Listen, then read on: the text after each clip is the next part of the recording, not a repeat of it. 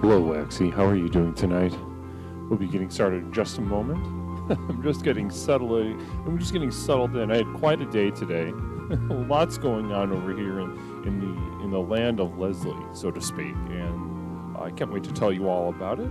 Doofus, well, it's great to see you in the chat as well. Just give me another moment to get settle my mind, settle my heart and my thoughts, and we will launch forth into a brand new explorations. And I cannot wait to see where we start and where we end up together.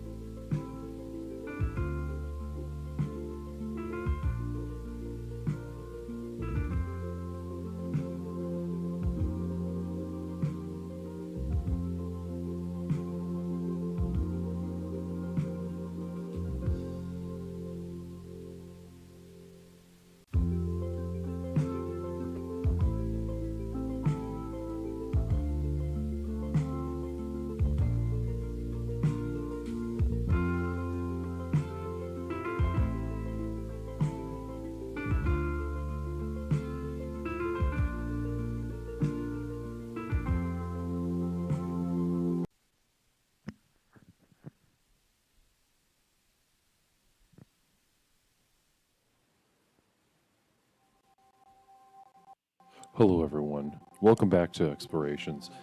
Today is going to be a fun day, I promise, because today is about reclaiming that which is ours, our energy, our destiny.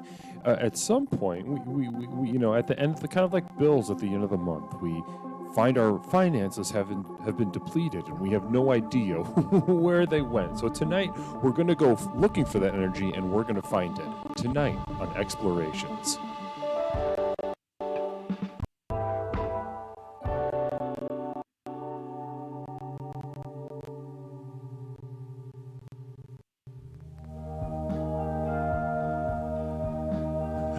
It's so dark.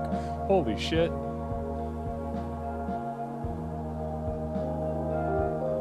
Hello. JJ Plays getting us started off very hot. Hello, everyone. Welcome back to Explorations. My name is Leslie Tanner, and this is Explorations with Leslie Tanner. And now some of you may be wondering, what is Explorations? I see some familiar faces already in the chat. I see Civic, Waxy, ZXC, JJ coming through clutch with three more subs, which is very flattering for everyone here on the team at Explorations.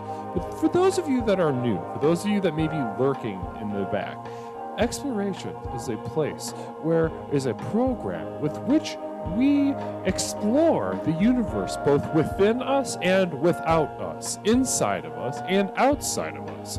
And as we explore these two places, seemingly disparate, seemingly very different, very vastly distant places from each other, we find that there is much overlap. We find that they are often one and the same, and that the border between them is very gray, vague, and that is that border, that place of truth is where we find our energy to be. It's where we find our destiny to be. It's where we find the truest version of ourselves, the one that we know courses through our veins, thumping like a warrior on a drum in a battlefield of olden times.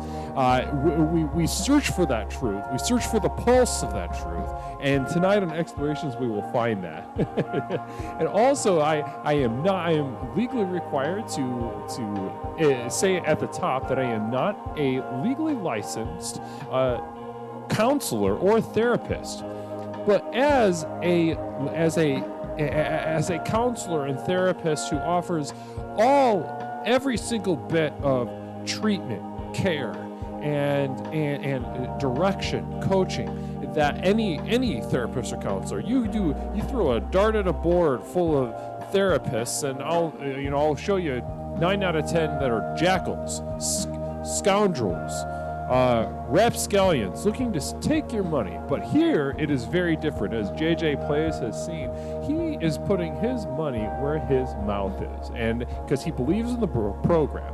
He's seen the program work for him. So here, every Tuesday and Thursday at 8 p.m., we congregate to explore the space within and without, and I guarantee that we will cure your mental illness. Let me repeat that in case that wasn't clear. And to my knowledge, there's not a single channel on Twitch that will make a claim like this.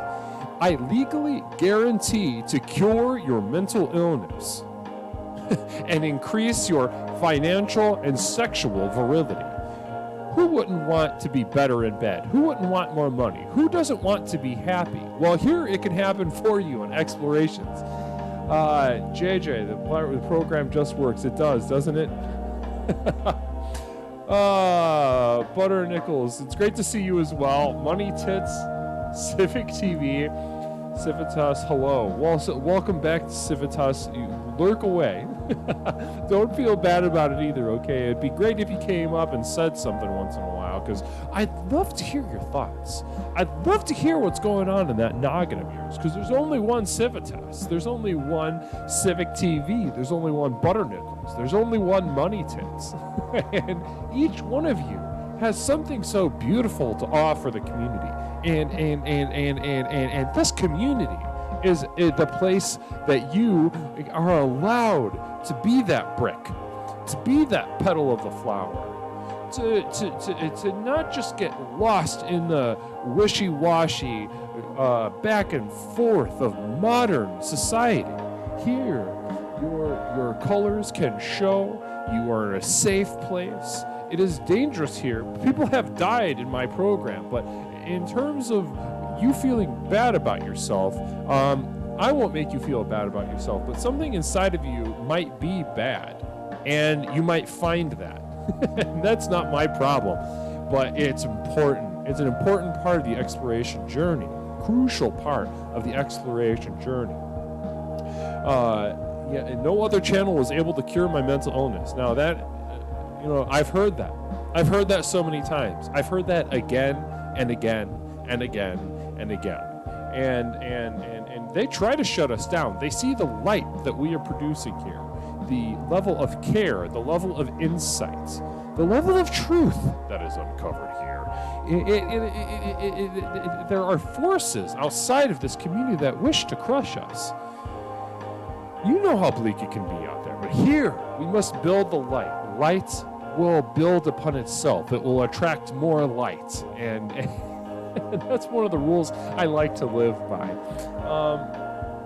So anyway, guys, tonight's going to be a fun explorations. We are going to reclaim our energy. I used an analogy before, sort of like you get paid. You get paid throughout the month, and where does my money go? You pay bills, you pay rent or your mortgage, you pay a car payment maybe, you pay for food costs through the roof.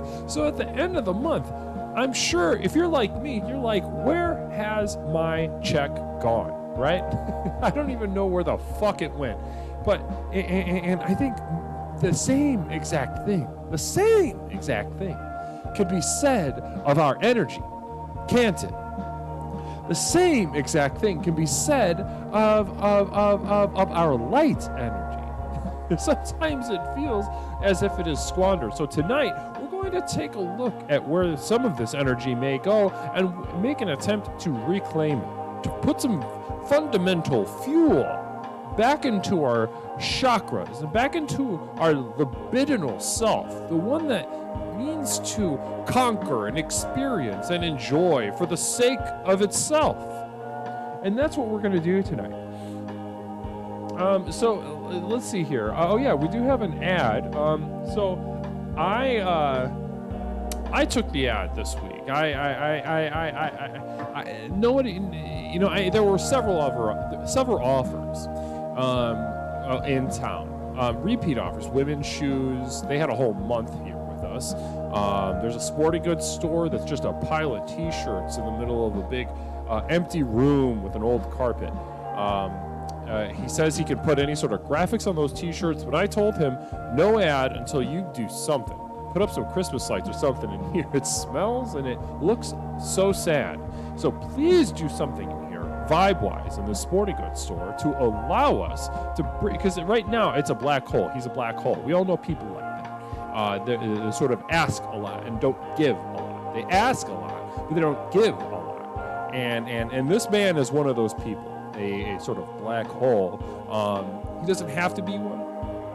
I think some bad things have happened to him. Some very unfortunate things have happened to him. And is sympathetic in that sense. But his sporting goods store is sort of a reflection of the work that he needs to do for himself, inside of himself, with himself. And there's only so much we can help. And certainly allowing him to take an ad on Explorations for the sporting goods store is not going to help him in that respect. So good luck to you.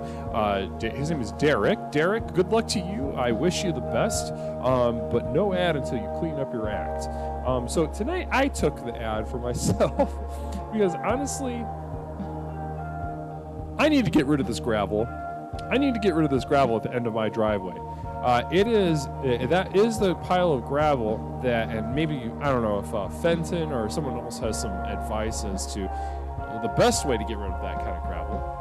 But that was, my car was stuck on top of that, perfectly flat for about a month and a half. I was forced to just kind of hoof it around town, but hopefully we can get rid of this pile of gravel. $40. $40 for this pile of gravel. I think it can be a lot of uses for that sort of thing. Gardening. I don't know if we have any gardeners. That is nice gravel. Thank you, Butternuggles. I do think that it's a beautiful gravel. That's why I said yes to it, but I didn't have any use for it. It wasn't right for me to have, so I need to get rid of it. $40 for this pile of gravel. Those look larger than gravel. Waxy caps, well, tomato. If you do not like them, you don't have to buy them. Yeah, and you've done more than enough for this channel. If $40 is too much for you to buy some gravel, then don't worry about it. You don't have to attack the quality of the gravel. I think that was a little below the belt, maybe. Yeah, I know. It's still there. Mish pointed out it's still there. Oh wow, that's a nice. I like that emote, that Civic. You just put that universal emote thing. It's very nice. 40 delivered. I mean, it'll take me about 4 days to kind of just. How I do it is I make a little thing out of my T-shirt and just put it in. So it takes a very long time, but I can do it. $40 delivered. Put in the bottom of your planes and pots. Well, there we go. We have some solutions popping off in the chat. Very excited. High quality gravel. Thank you, Civitas. And Waxy, don't worry about it. I'm just joshing with you. Just like to play a little bit up top before we get down to business, which we're about to do.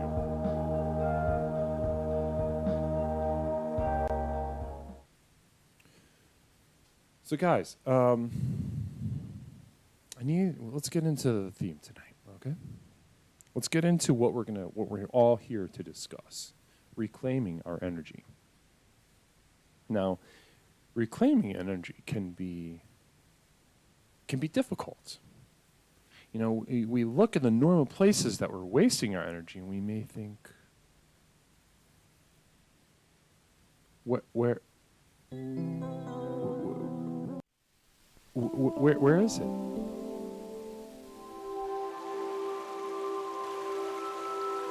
Uh-oh, Waxy might call in. M15, hello. I was just getting into tonight's theme. Waxy, it'd be great to hear from you. If you feel comfortable, tonight's the night. M15, bless you. The team rejoices. The team rejoices, M15. Thank you, bless you. Namaste to you, M15. Okay, so tonight we have to talk about the theme. reclaiming your energy. Now, if it were up to me, I would look to the same places for energy. I look to social stuff, so I cut out social stuff. I look to maybe vices like alcohol or junk food, and I cut those out. But at the end of the day, once I count, it's like counting change that I get out of my couch. It's simply not that much energy in terms of, I get a joy from those things. So it's a sacrifice to cut them out. And then once I cut them out, I'm less happy. And I haven't really saved that much energy, have I? Have I? You go into your couch, how much change do you count? 75 cents? 85 cents?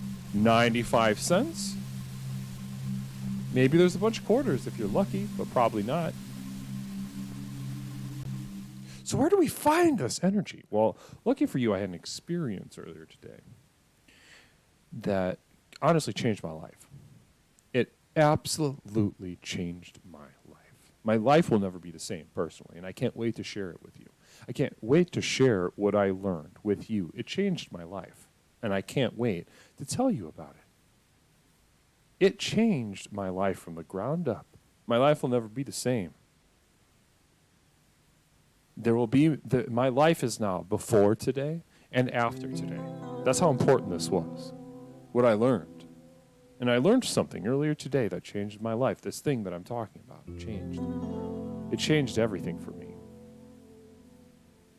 I can't wait to share it with you. So I woke up today, normal. Tuesday, I run errands. I run around town. I take care of some business. And today, though, I wasn't feeling very good. So I wasn't feeling very good. Not feeling very hot. Not feeling very energetic. We're talking about energy. I wasn't feeling very energetic. So I went outside, and it was cloudy, right? It was wet. Wet from the day before, not even a fresh rain, just a stale, damp moisture. Gray sky, might as well be nighttime. I noticed that my neighbor's mailbox had been hit with a baseball bat, it seemed like, and was kind of leaning at about a 60-degree angle. So I took in the poor vibes outside, and I decided I'm just going to walk up to that mailbox, kick it all the way over, simply out of spite, and then walk back inside. And that's what I did. I walked back and I kicked it over, kind of stood there for about 20 to 30 seconds, kind of waiting for some consequences for it. Never came. I walked back inside, and I took a nap. Now, this nap showed me things I could have never believed until I saw it for myself. What I saw was a nothingness.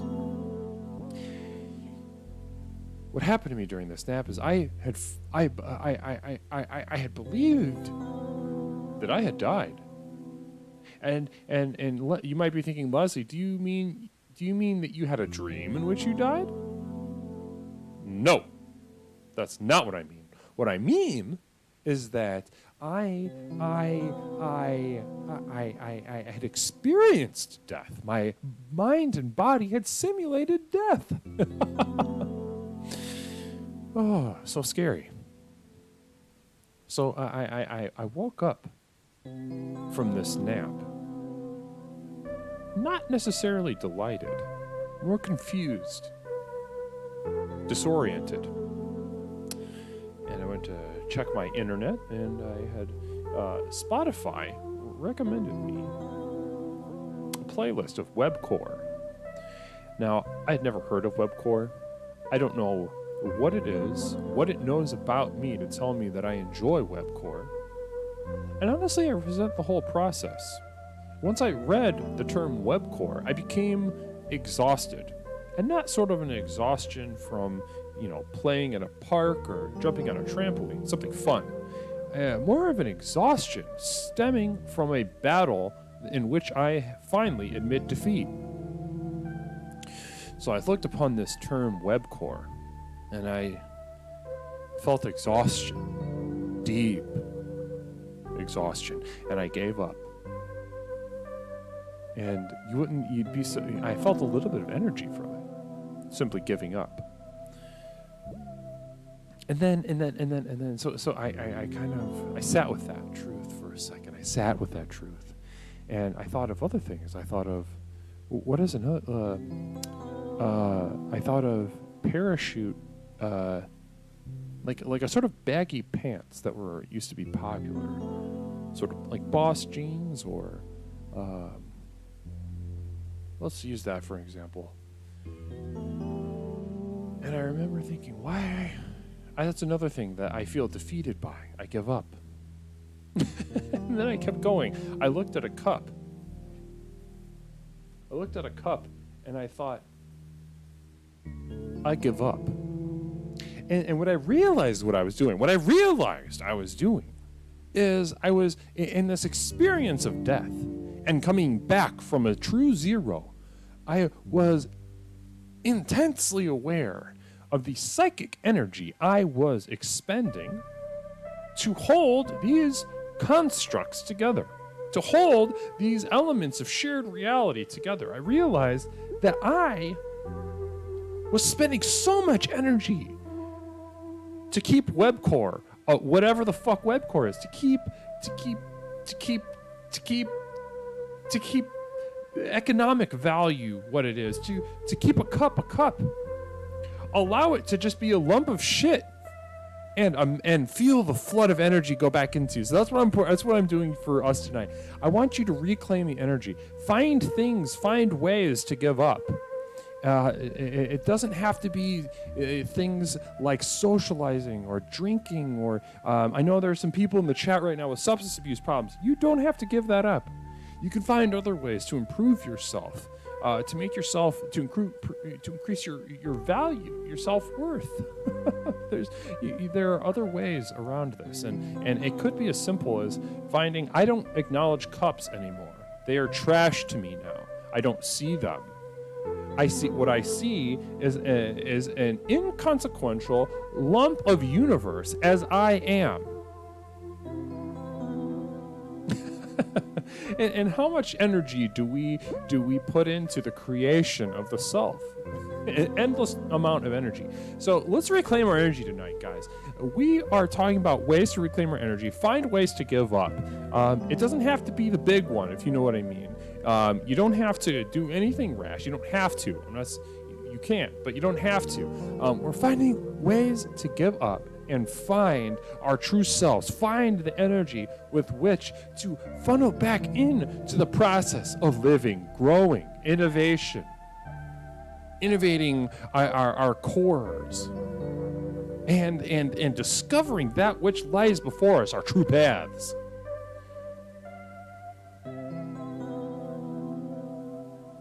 In the moment you dream you're dead, are you not dead? No, because I woke up, Civitas. I'm not sure what you mean. I mean, there was an I to experience death, so not maybe. I guess I don't know what death is. Ultimately, I've never died. Swallow me, wallow me. That's nice. That's very pretty. You deserve energy, Leslie. Thank you, Mish. Thank you, Michelle. Well, guys, we're talking about energy tonight. 312-612-0853. I can't wait to hear from you all. 312-612-0853. We're discussing energy. What are ways to reclaim that energy? What are things that we can give up on? What, if you really look in your heart of hearts, what do you not fucking care about? What do you not care about? And it can be as something as small, like I don't care about sharpening my pencils. Get out of here, sharp pencils. But it could be, I don't recognize my children. Sure, it could be, I hate waffles. I don't enjoy Music. Maybe you hate music. I know some people that don't like music. Strange people, but beautiful in their own unsettling way. People that don't like music. 312-612-0853. Don't be afraid.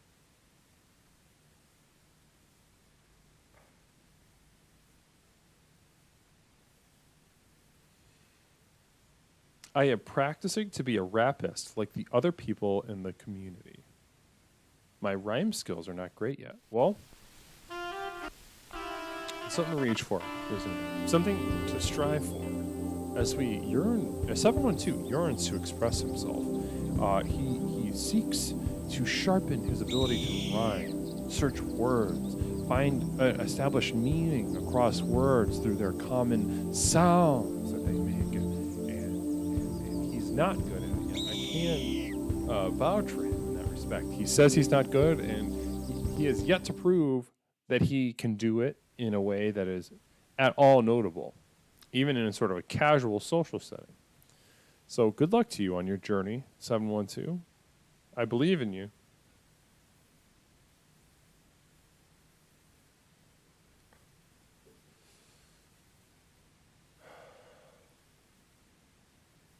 I mean, there can be any number of reasons people go to jail, 712, so maybe being a little more specific on that.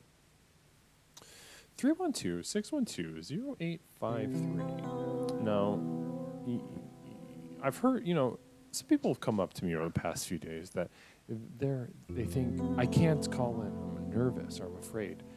I can't tell you how much, how much of a waste of energy it is to be afraid. Are you afraid of your next breath? Are you afraid of putting the words together to tell people around you that you want to go to the movies this weekend? No, you're probably excited to do that. And this is no different. I care. I care so much about what you have to say. And together we will find the truth. We will find the path. And we will find the truth of the path. I'll give you a ring a little bit later tonight. Waxy. Let's pop the cherry.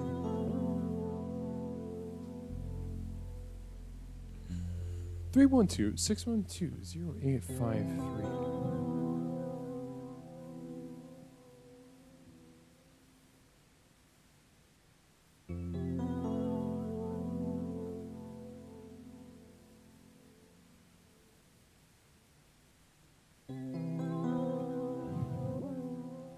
How's everyone doing in the chat before we get into calls? How's everyone doing in the chat? Is everyone doing all right? Go ahead and sound off. Go ahead and sound off. I'd love to hear from you.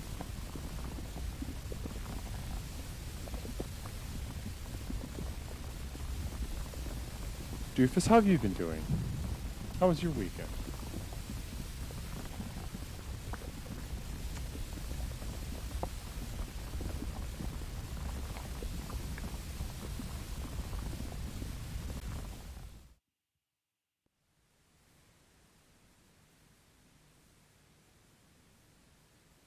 Oh.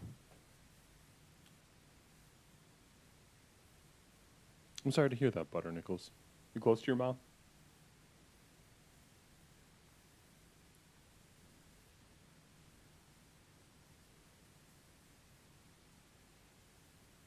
Good. I dreamt I fell out of a plane last night. Very cool. That's fun. Was it scary? Did you kind of jerk yourself back awake once you hit the ground?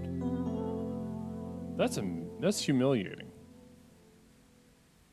to me, regardless of who I'm around, which is usually someone I'm safe with physically and emotionally speaking. But every time I jerk myself awake, it is so jarring and it's so vulnerable.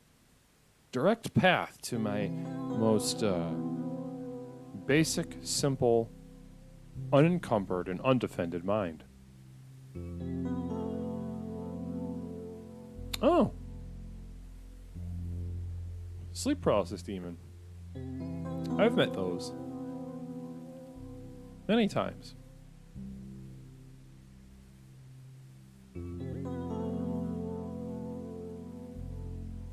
I fell onto some pine trees. Then I saw everyone else in the plane die.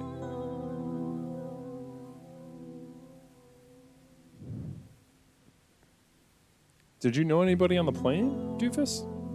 Did you know anybody on that plane? Just a bunch of strangers?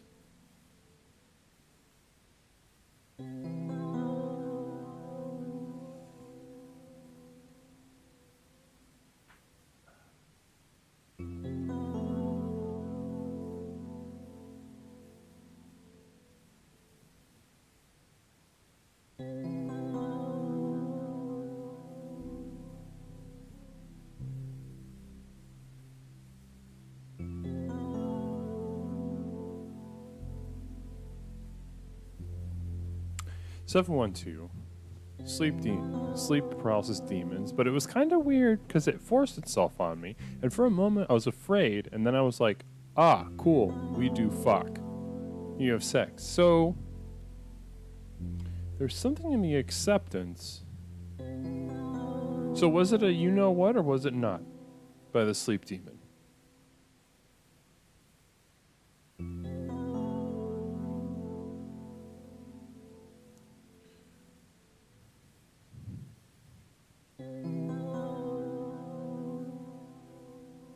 Butternickles. I wonder when other people dream of flying. What's the functionality? Do they pump their arms like me and then catch air and fly, or is it more of a Superman thing?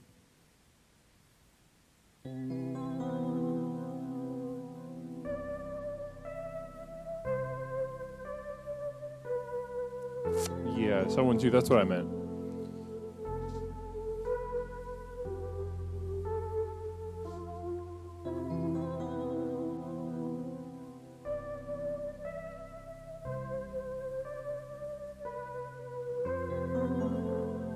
Just a bunch of strangers. Okay, well, when I fly in a dream, I don't have many flying dreams. I'm trying to remember one. I can't think of a single flying dream I've ever had. Now,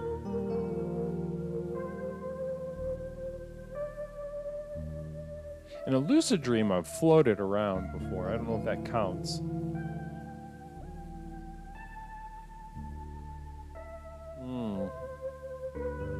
Interesting. Interesting. What a tease. Yeah, it sounds like your subconscious mind is teasing you. Kind of like a reverse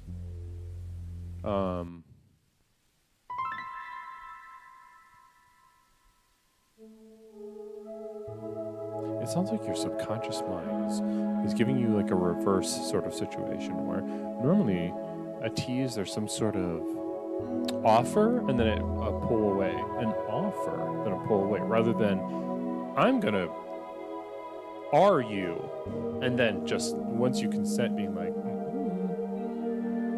that is teasing, a confusing teasing.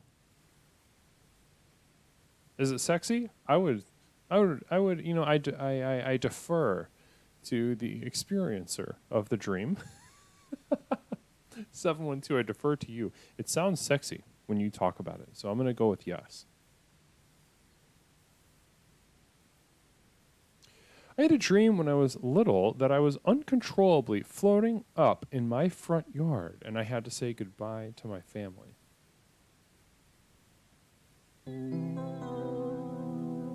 Forever? It sounds like a forever goodbye.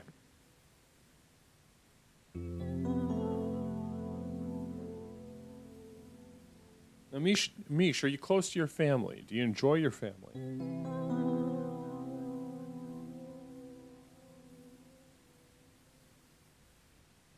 Damn. Were you sad, or were you like closing a deal at a car dealership sort of vibe?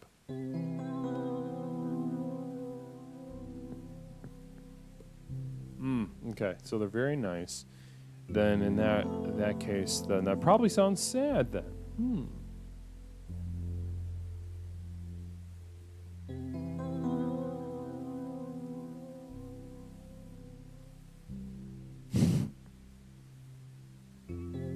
Well, that's kind of cute.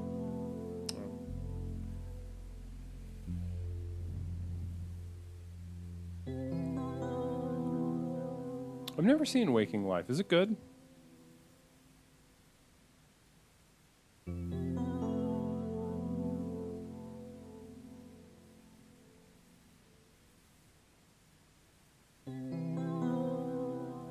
Waking Life good? Yeah, it looks cool. I've just never watched it.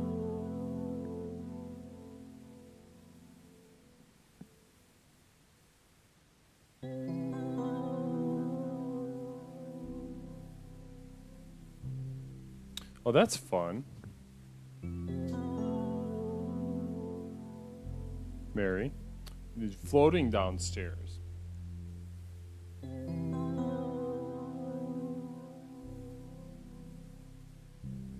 Floating downstairs sounds very fun.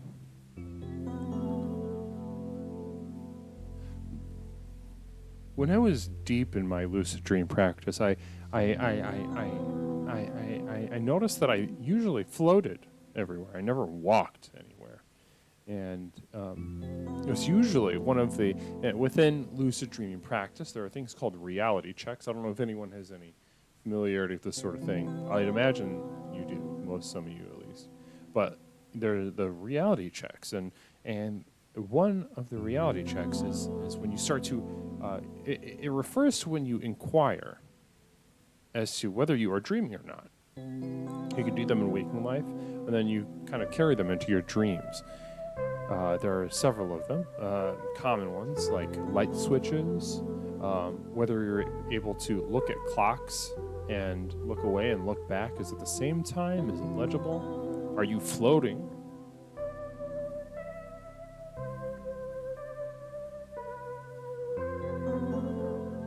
Waking Live, talking about dreams and singularity before singularity was cool.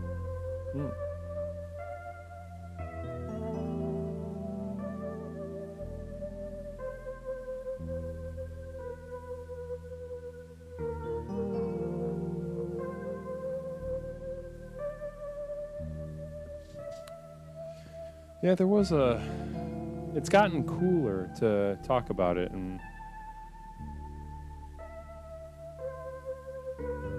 I think there's a way we talk about that dynamic is a little weird. There's a way, people say, oh, it's not as cool as it used to be, or it's not as fun now that everyone's talking about it.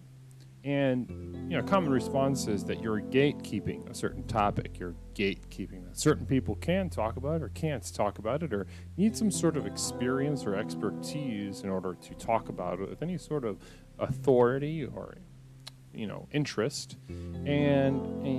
But there is something about once it reaches a certain cultural significance, it sort of resonates. Sometimes it often resonates in kind of a very concrete way, a very boring, two-dimensional way. We're getting our first call of the night. How wonderful.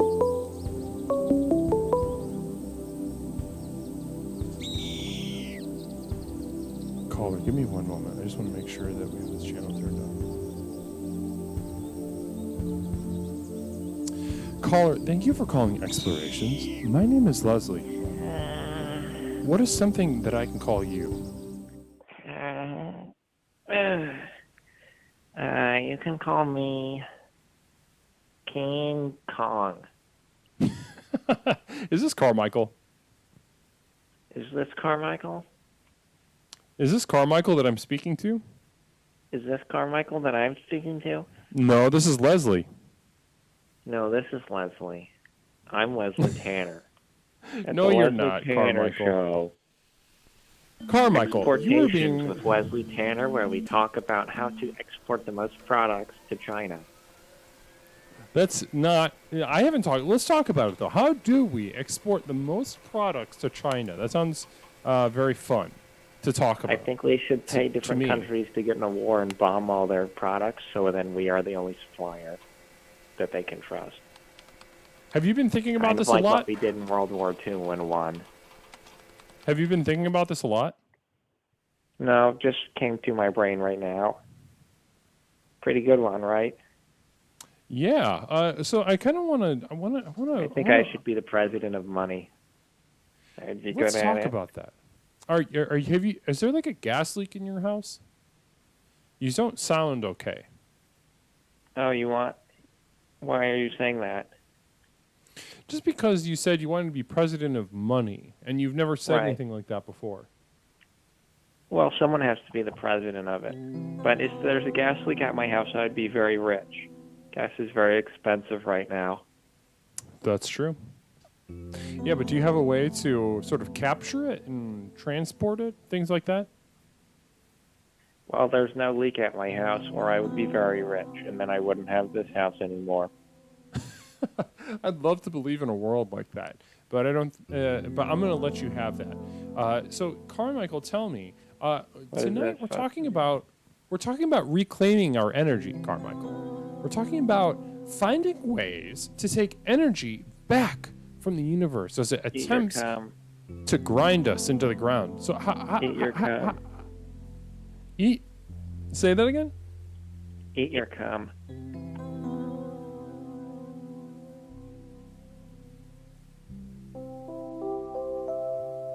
Eat your cum. Hello? Yeah. I was just thinking That's what about you that. gotta I was do. thinking about eating my own cum. Yeah, you Do you eat probably your own do that. cum? No, but that's how you get energy back. Got a How lot would of you know if B12 you've and never done it? protein. How would I know? Yeah. Because I've done a lot of research. I'm a very smart person. Poop doesn't have much for you. That's why it gets expelled. So cum gets expelled as well. It has souls in it. How else would there be a baby from it? There's a whole bunch of internet forums online that talks about it. How it has Wow. a life Wow. force. This is the And- kind of thing that I'm talking about. There's some more I'm scared alternative for you. radical stuff where you can find where there's people claiming that they've made babies with like the air or even water, and sometimes even like dead people. Now, Carmichael, I Like want to do dead something with babies. you right now. Carmichael, I need to talk to you about something. What's so that? I want to You do wanna two talk things. about something? I want to do two things at once with you right now. Okay. What's your favorite I- thing to talk about something about? I want to let me finish. There's two things I Are want to going do with you eat it right now. after? I want to hear you out. I want to hear your thoughts because you're weaving such a rich tapestry of whatever you're saying. I'm And shooting thick loads. you are thick loads of knowledge of story time of what seems just like wanna eat it up, don't you, autobiographical Russell? information in an indirect way. You're trying to eat it up. But also, I want you to know that I'm concerned about you. I think your brain is making these kind of horizontal leaps that I'm not accustomed to hearing from you. So I'm worried that you either hit your head, there's a gas leak, or you maybe are just recovering from like a nervous breakdown and cognitively you're simply not firing on all cylinders. There are no cylinders in my head. I'm not a vehicle. Well, interesting. So go ahead and talk to me, President of Money. What kind of clothes would you wear as a President of Money? You would wear a suit. And you would be the head of the Federal Reserve. That's where they keep all the money at. So, President, let's think about that. That's such a high, prestigious office, wouldn't that be? I believe Jay Powell is currently the head of the Fed, or the president of money. He sets the interest rates. Oh, interesting. So in order, They're doing you'd have an to work. interest rate hike right now, but it's going bad. And if you look at the 2-year bond interest rates versus the 10-year, it's about to invert, which may signal a recession is coming. I think 8 out of the last 8 recessions have started with inverted yield curve.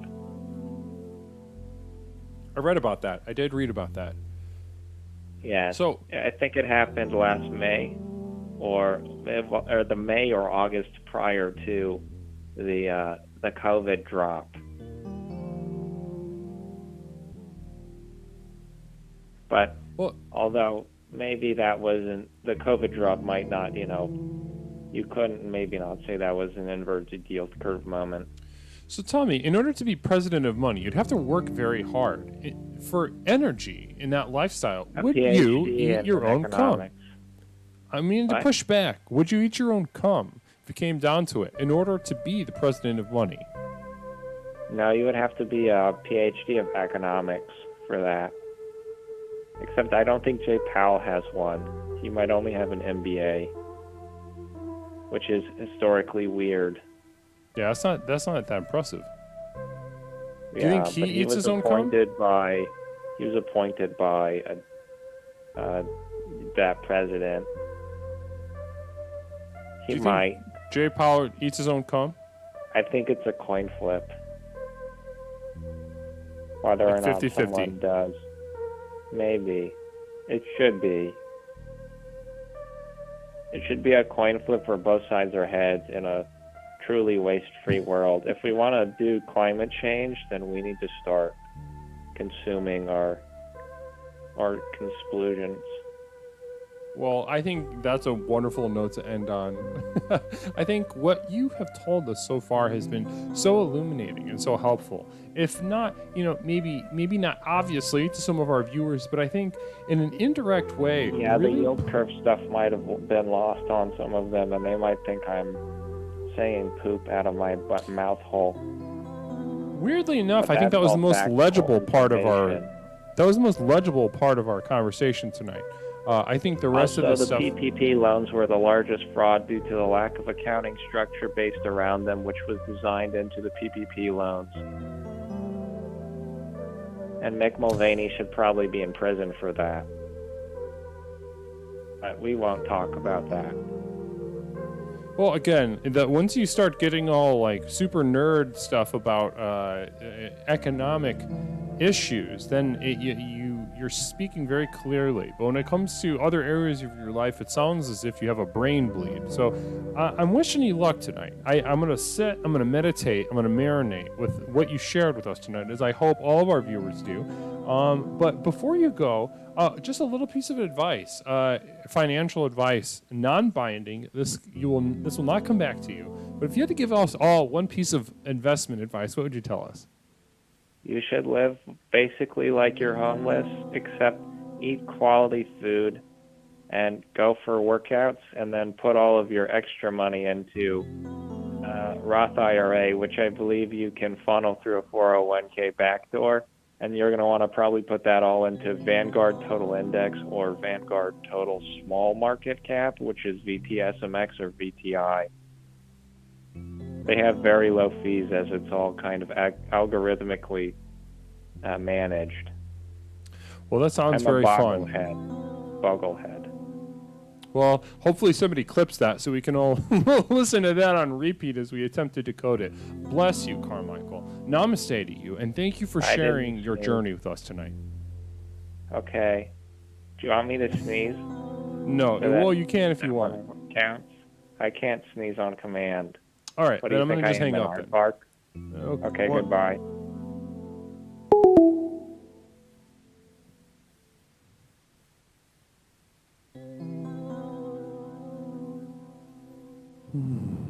Carmichael, I'm praying for him. I'm praying to the universe to take care of our boy Carmichael. Money Tit says, fuck Carmichael. Interesting. I'd love to hear you elaborate on that. Why fuck Carmichael?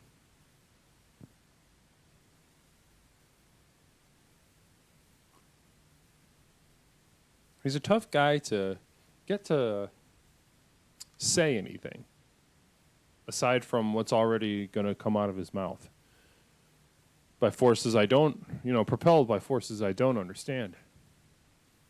And there's a beauty in that. There's also a terror in that. It reminds me that the other truly is an other. It's out of control. I can't see. I can't predict. Behind your eyes lies an abyss.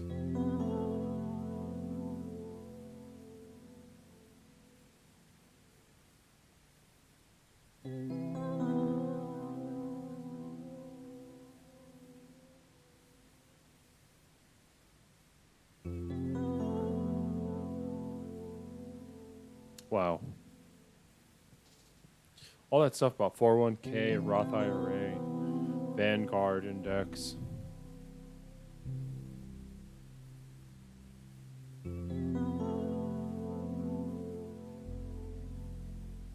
Wow. Was really, really, really, I don't have enough knowledge for that to be inspiring one way or another, to be honest with you.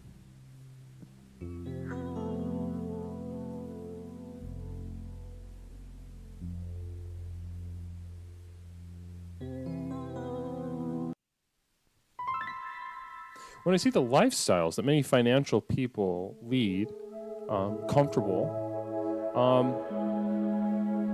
it does make me wish that I had some sort of agency when I was at a young age, rather than learning about the soul and spirit and psychology and foreign policy and trying to decode those terms to realize my place in them and what my opinions are.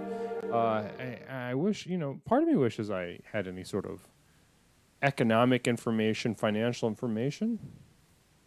It's just it's a realm that I feel like a wandering baby in the middle of a highway. And when people start using all those abbreviations, I just feel a semi-truck zoom by, nearly crush me.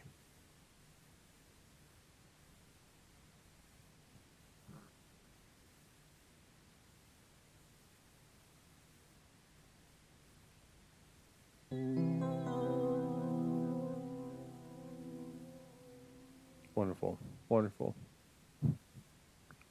Hopefully that clip is of Carmichael sharing a few of his legible thoughts with us.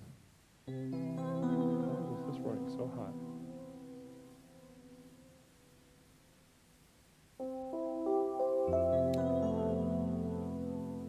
Please, everyone, welcome. We have a new follower.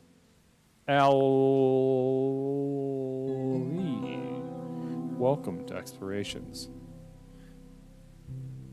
Now, I don't know if you've been lurking. I don't know if you are familiar with Explorations, but at first, allow me to share with you that this is a home. This doesn't have to be your main home, but this is a place that you can come back to. This is, in its essence, it is a program. A program for what? A program for life.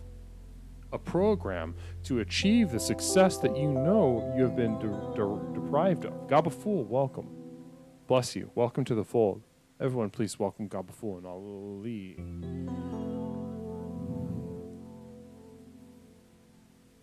Now, for those of you that are new, you'll notice some fundamental parts of Explorations are going to be they're going to be found in the channel points. Now, the first 4 that you see once you open channel points, the first 4, relax, question, express, and explore. Now, Doofus went ahead and triggered relax, and this is the first step of the program. You cannot do anything if you don't relax. Relax your calves, relax your mind, relax your mouth, stop talking, stop thinking if you can, or simply watch your thoughts. Allow the confines in which your thoughts normally move through your mind. Relax those guardrails. Start thinking about really fucked up stuff. Maybe that's part of your relaxation, as it is with me. Next, as we relax, we're going to start noticing things. Is this water hot or cold? Is that wall always been that shade of beige? And if these are questions, critical questions that will be filled with, and we must ask them. If we see that question, we must ask that question. Because if we don't ask the question after we see it, after we know it, it'll just sit there and fester, waiting for us. And that is terrible. That is a question unasked. Is, I'd imagine a Christian would experience that as nails being driven in their Lord and Savior, Christ. Now, as we question the reality presented to us,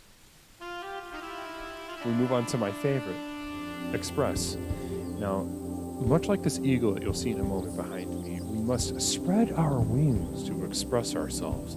There is a sea, a world, a universe of expression lying within us, waiting to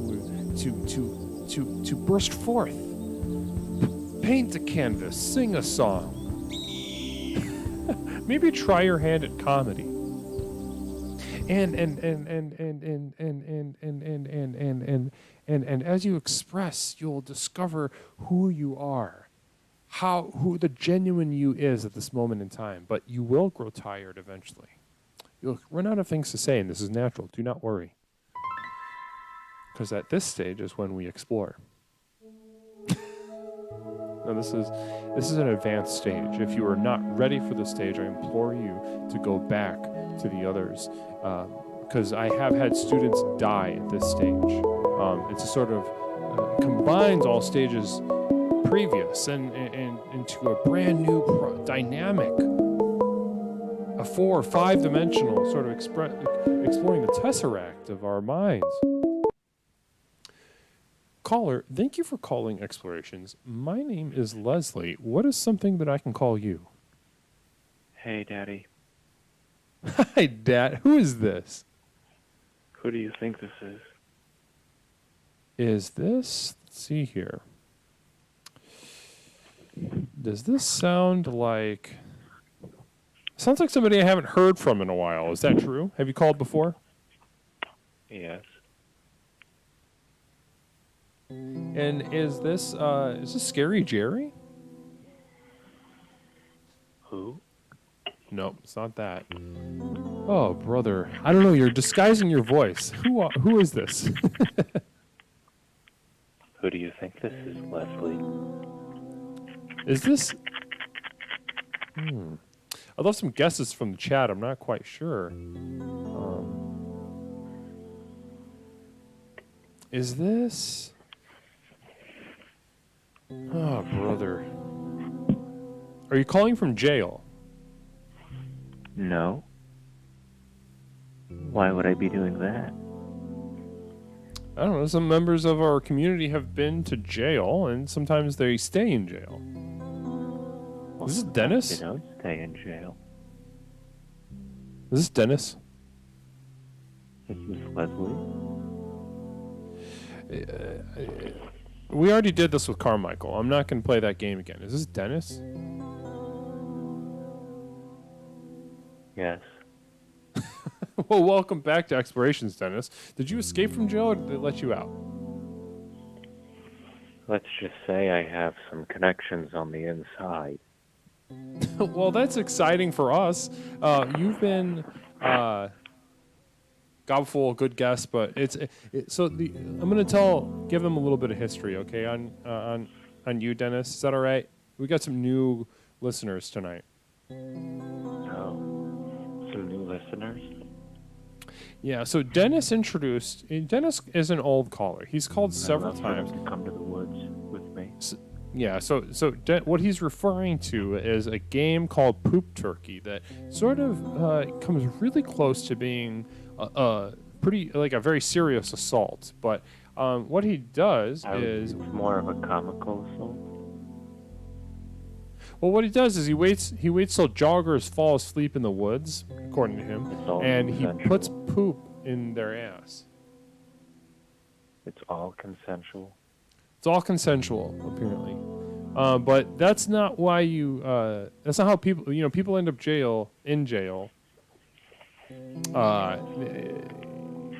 From some part of that is not above board, is not legal. So that's why he was in jail. Apparently he's out on some connections, which is exciting for us. We love getting a guy back. It's just the Mormons, Leslie. Oh, you know the Mormons? The Latter-day Saints got you out? They don't want poop turkey. Ever since the Utah League picked up so well, they have been leading a crusade. They have roads into the FBI. Did you know that? The Mormons have infiltrated the FBI. Yes, because they don't do drugs, which is a requirement of the FBI. And a lot of people can't join the FBI because of their drug use. The Mormons have adapted. They've overcome. Well, good for them, I guess, but they put you in jail. Well, I don't know if they did. Well, Dennis, tonight we're talking about reclaiming our energy. I'd imagine you have a surplus of energy being out of jail. Well, I'm not so sure about that one. Oh, no, that's terrible to hear. Tell me about that. Let's find a way to reclaim destroyed some all energy. my mobile batteries, charge packs, my solar panels. So let's my find a teeth. way to get... What about personally? What about inside your body, inside your soul? How's your energy level doing? It's a little bit low. I haven't eaten in a while. Need to eat soon. Hopefully something will come by. What do you mean, are you in the woods right now? No. I'm waiting for Uber Eats. Waiting for what? Uber Eats. Oh, It's this okay. nifty application on your phone.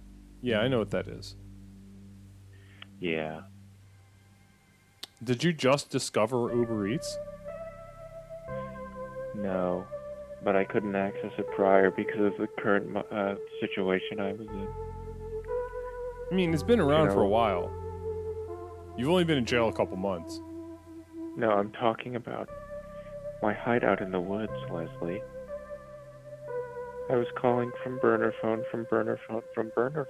That's true. And then I burned those phones, as the name implies. You can't get Uber Eats on a Nokia flip phone, can you now? Not to my knowledge. I haven't Thank you. tried. Maybe you should try. No. Well, maybe I should. Maybe that would be a fun exploration for me.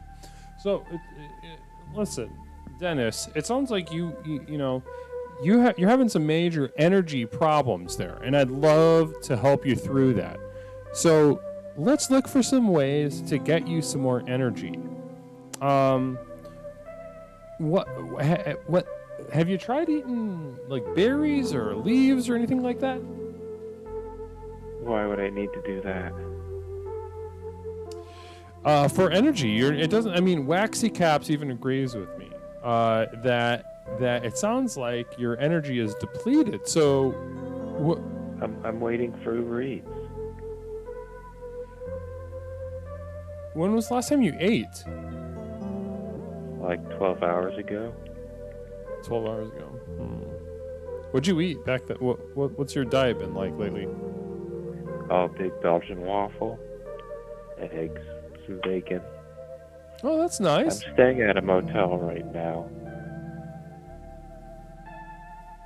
So, the motel breakfast. Well, that's great. So, I would say if you're looking for energy in a motel, you can charge every single, and I'd imagine you've got a lot of batteries. And if not, you can make a battery out of a series of, you can steal some car batteries out of some cars. And you can charge those batteries. No, you won't. You charge those batteries using the electrical outlets in your room. They don't have a way to tell how much energy you're consuming. So I'm you should staying just with the FBI.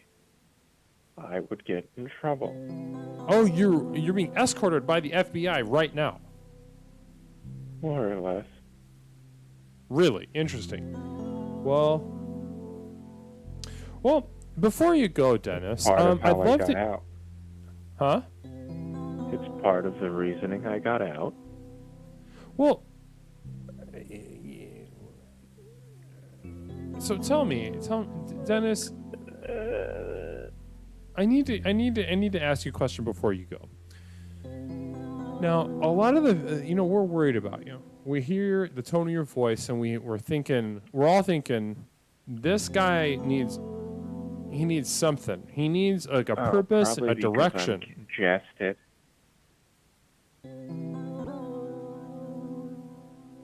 I'm You're just probably, congested? yeah, I think I'm just congested. Yeah, I'm getting, yeah, congested. Oh, well, that's terrible.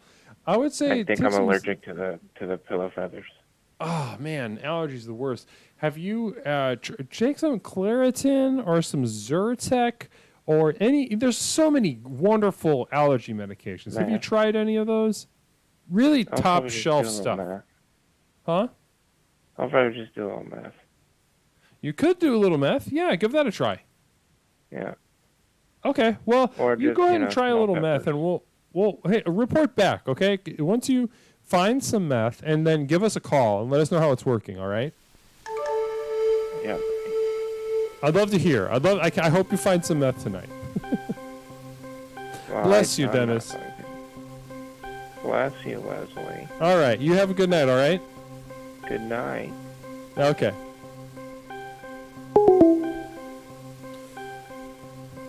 Praying for Dennis to find some meth. Some meth and Allegra, I think, would set him straight. Allegreth. Sounds like an angel. Sounds like an archangel. Or like one of the 4 horsemen or something. Top 5 drug. What are the top 5 drugs? Money Tits, go. Top 5 drugs.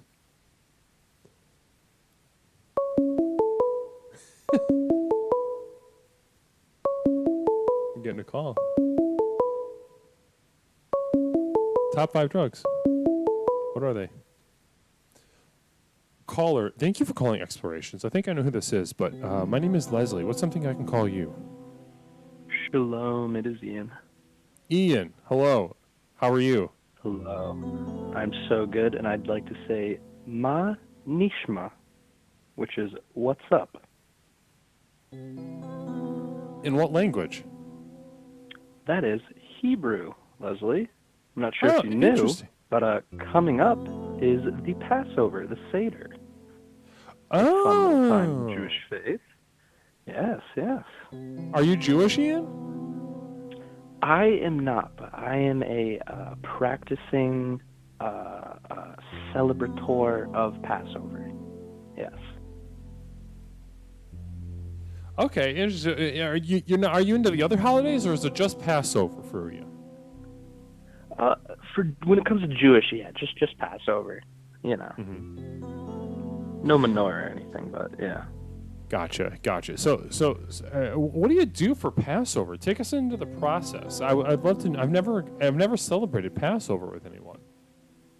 Oh man, it's a whole ordeal. I mean, usually we'll do it up at I'm a part of a Unitarian church, and we have a Passover dinner there, and it's usually you'll do like a long table if everyone's sitting there, but you don't have to if it's too many people. You can get separate tables. And, you go through a whole song and dance. You read a bunch of Hebrew. You dip some herbs and some like bitter stuff. Something like that. You eat some weird nuts and sip wine, and then you get matzo ball soup and you have a nice meal. That sounds wonderful, and it sounds like yeah. It'd be a really fun sense of community that goes along with that as well. Oh, without. There's so many fun things that my favorite part of the whole ordeal is the singing, the songs. So many great songs. Don't sit on the afikomen. Don't sit on the afikomen. Die. Lots of good ones. Wow. And then, of course, for the kids, they hide the afikomen, which is some matzah bread wrapped up. They hide that, and the kid who gets it, he gets some candy, some chocolate coins, some schmeckles. Holy shit! So, do you know anybody that's Jewish? Have you like an ex that was Jewish, or a friend or something? Yeah, I had some Jewish friends growing up. I'm not friends with any Jews currently, but I'm not against the idea.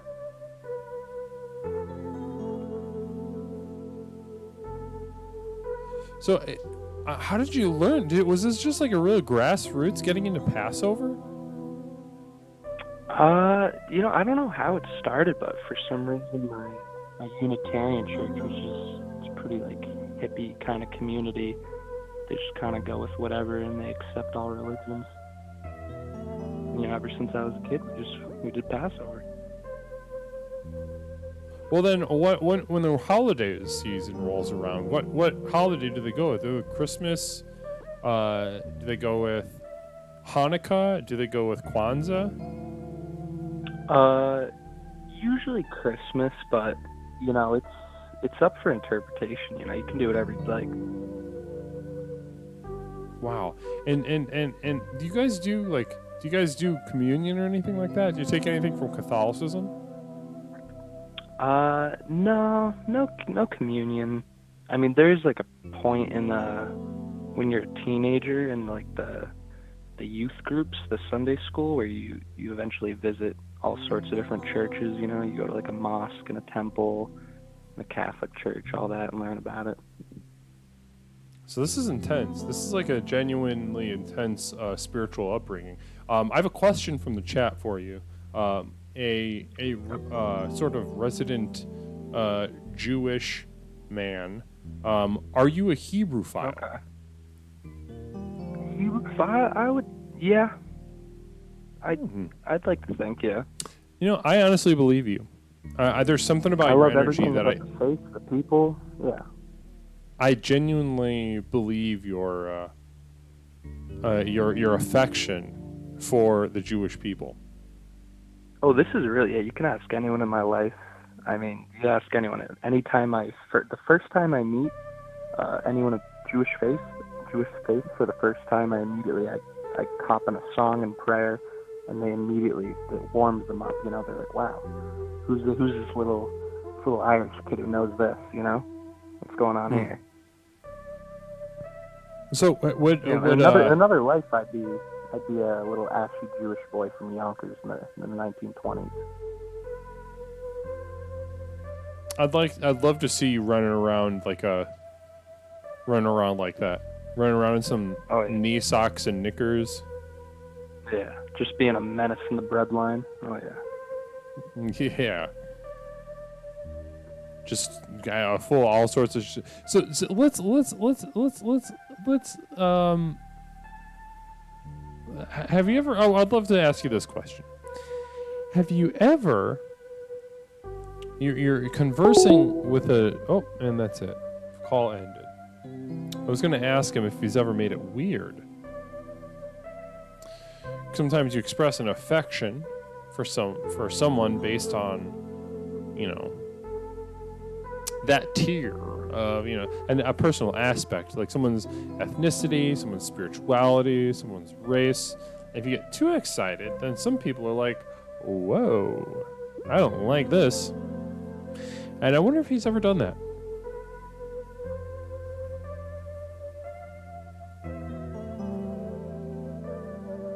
Feel free to call back if you'd like.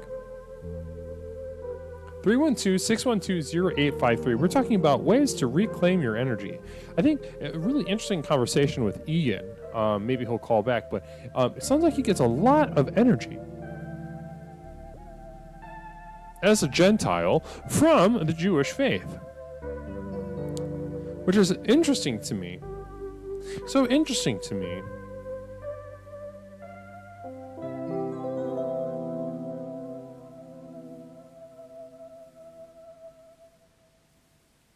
Just like weebs. Yeah, you're like a Jew weeb.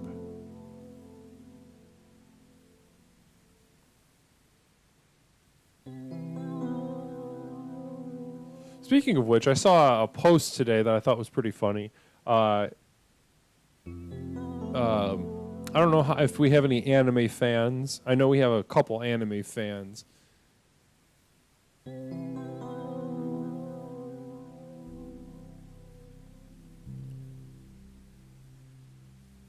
Jeeb. This is Ian is the Jeeb.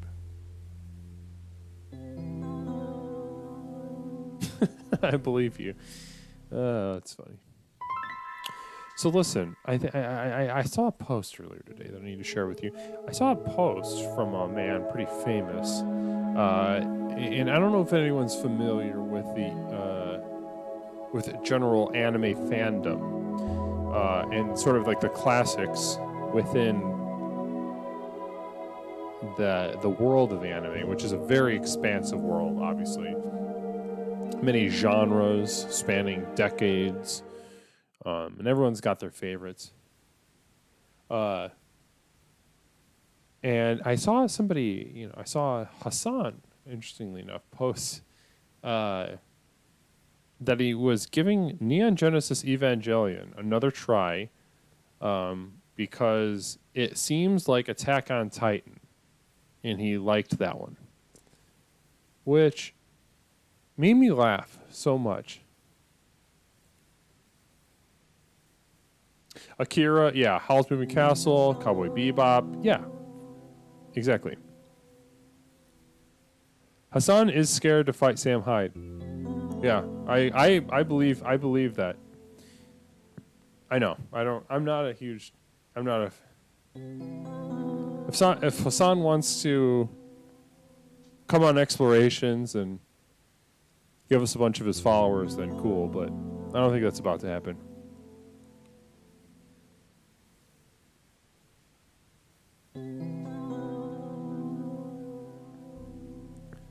Yeah, Hassan,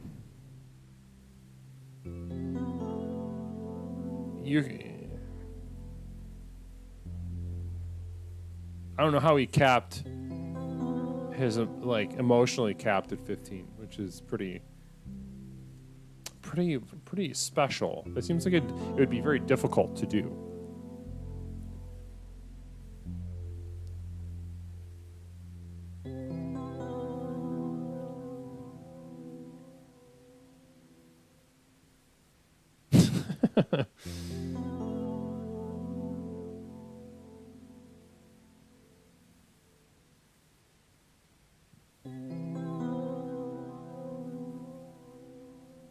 Welcome. Well, hopefully he stops by. I'd love to get a call from Hassan about anime in general. I wonder how big of an anime fan he is. Someone, like a full actual millennial, not a younger millennial, but like a full millennial, wading into anime and saying, I like Attack on Titan, but I don't like Neon Genesis. That really, I'm worried. I don't know if you should legally have a driver's license.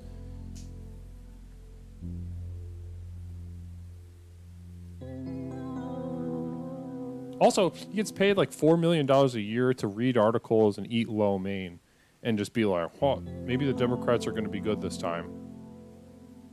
Yeah. Maybe the Democrats will be good this time.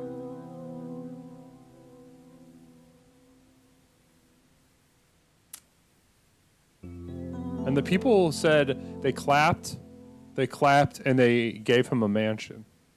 And good for him. Good for him.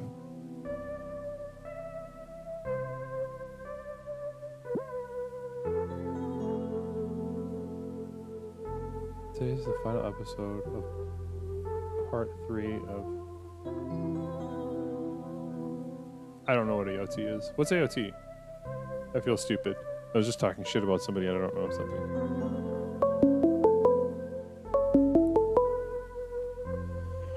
Caller, thank you for calling Explorations. My name is Leslie.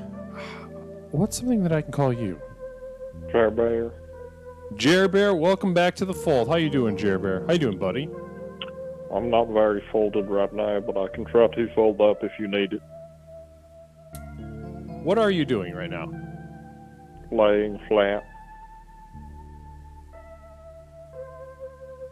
I know. Are you not laying? Are you laying flat as well? No, I'm sitting. I'm sitting doing explorations with Leslie Tanner on Twitch. Oh, well, I don't do that. No, you don't do that. So why are you laying flat on the ground, Jerry? No, I'm laying flat on my bed. Why are you laying flat on your bed? Because it's comfortable. Were you standing earlier today? No, I don't do no standing. No standing, no walking all day. You just stay laying down today. Today, yeah. Yesterday I did a wheelchair. But I can do walking, but I just like the wheelchair for fun. You can get going real fast.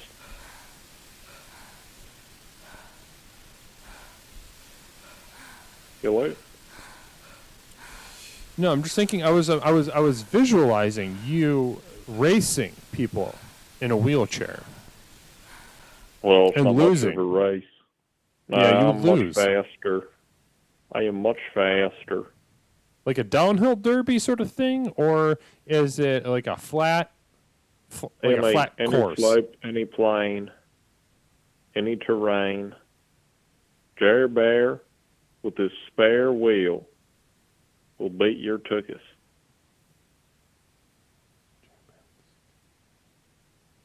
Jared Bear with a spare wheel will beat your. So, are you the pretty much undisputed champion in your area for wheelchair racing? Yep, And you can walk. That's I'm correct in of course I saying. can. Of So course. when you get in there, you might be the only person that can walk sometimes in those wheelchair races. Well, it's usually just me. Ah, interesting. And You can't walk down here, you ain't gonna live. How it so be? if let's say you win. Let's say you win. Is there a trophy involved? Is there a prize? Do you get a coupon or something like that? I'll just go home. Interesting. Just going home. And is anyone there to clap for you? Nobody's ever came down. I do posters once in a while, but nobody's ever came down. Jerry Bear, do you know who Hassan is? Who? Hassan. Twitch streamer. Your son? You have a son? Nope, Leslie? I don't. You don't have a son? No. Why do you say you have a son?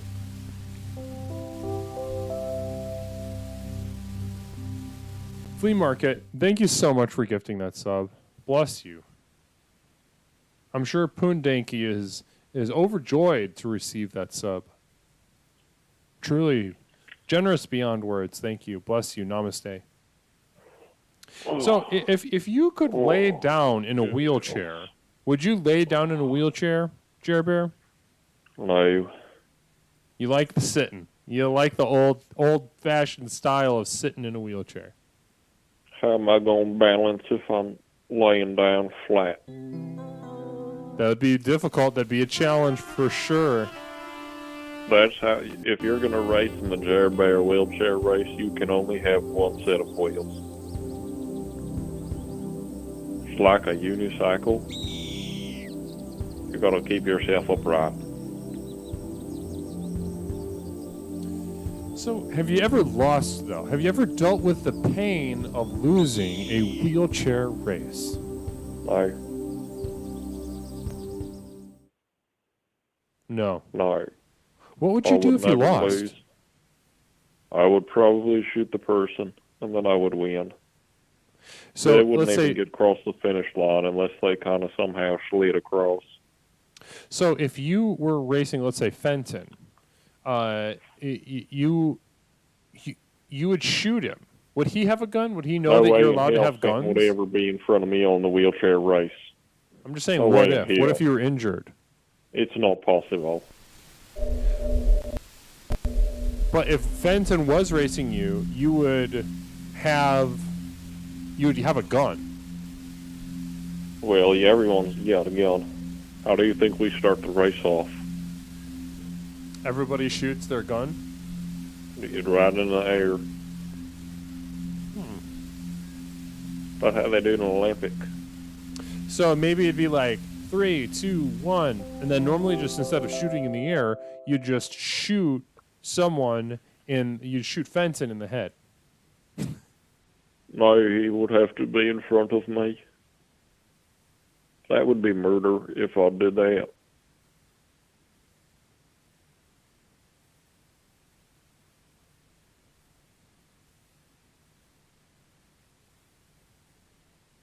Well, I guess I'm curious as to how you shooting someone with a gun isn't murder, unless that person's trying to kill It's you. part of the rule set. Everyone consents when they show up to the line. Don't you know It's that? sort of Mad Max situation.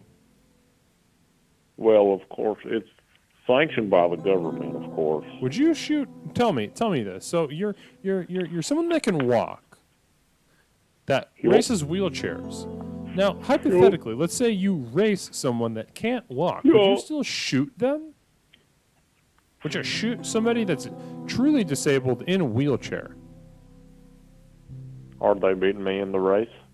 Yes. I don't legally think I can answer this question. No, you can. You have to. No, I do not have to answer this question. I plead the Third Amendment. So what?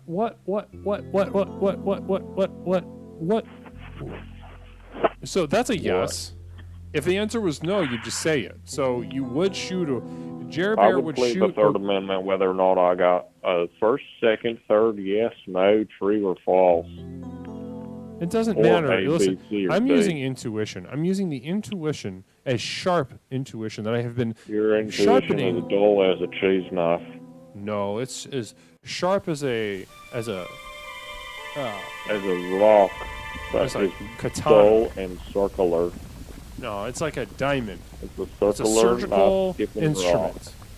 It sees No, through it is all it is superficial circular, layers. not surgical. You're mispronouncing like your call for the it. Fifth Amendment. Jared Bear would Circular. absolutely murder a disabled person You in are their wheelchair, mispronouncing and circular. this is absolute proof of that. Right now, Leslie, I believe your stream is moving into the misinformation category, which would be against Twitch's terms of services. No, I'm afraid not. I'm afraid this that is- it would be misinformation, which is against Twitch services. No, it's misinformation. No, you cannot miss It's misinformation that is the actually misinformation. wrong in its in the effect that it has because it's so surgical. Therefore, it's illuminating. So before you go, Did you Jared say Bear, Illuminati? That sounds like conspiracy to me, and therefore misinformation.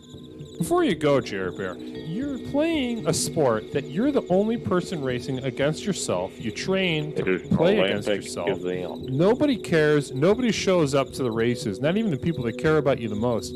What kind of advice would you give to those of us that are embroiled in a solo, lonely journey, much like yours? And how do we reclaim energy? How do you maintain energy? Well, if you want to maintain and reclaim energy, I think you should really listen to Leslie Tanner as he sits on his chair and does his own explorations, which, as far as I understand, are into his keister. He's exploring 2 hands deep into his abyssal butthole. Is Wow. that correct? Okay. No, I'm Leslie, and that's not what I do. This is a very important show. Oh, I think I misunderstood what you said at the start, because you said you were doing exploration on the chair, and I was thinking, I did not. Now I think I'm seeing it, that you're putting the paste of the chair, one of the chair legs into it instead of your hands. Is that correct? No, my question is just how do you maintain energy, Jared Bear? Like, how do you keep your energy up? Nobody gives a shit about your sport. Nobody shows up to your races. I'm trying to be nice to you and say it in a nice way, but if you need me to be direct, nobody cares to show up to your races in which you aren't racing anyone. How do you maintain the energy? To be a champion like I am, Yes, exactly. I train hard, and I know every Tuesday at 6:32 a.m. I'm going to win that race. That's what keeps me going in the morning. Cool. All right. So, just kind of recursive, as a sort of recursive process, you tell yourself you're a Set your champion. goals and achieve them. That's the 2-step process. You That's can add beautiful. a 3rd step for bathroom break. That is gorgeous. Well, Jared Bear, thank you so much for calling. This has been a lot of fun to talk to you about wheelchair racing and that you would kill someone in a wheelchair. No, I think you said that you would kill someone if you were in a wheelchair. No, that's not what I said. I was asking. Well, we have it on recording, so people can go back and review it. Well, We don't either have way, anything on recording. The only thing we have recorded is that you would put a chair leg in Uranus. that I would have sex with a chair leg. That's not what we discussed. I believe that's but- what you said right at the start of the call, and the people in the chat can back me up here. I don't think. I'd love to see their That is response, the but I'm only pretty sure that's appropriate not what happened. logical explanation for the statements Listen, I would not do you that. made.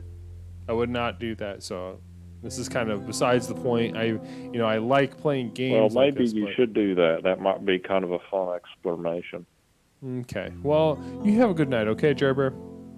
Goodbye. Wow.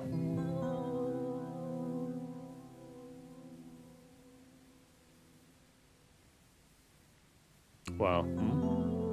Interesting.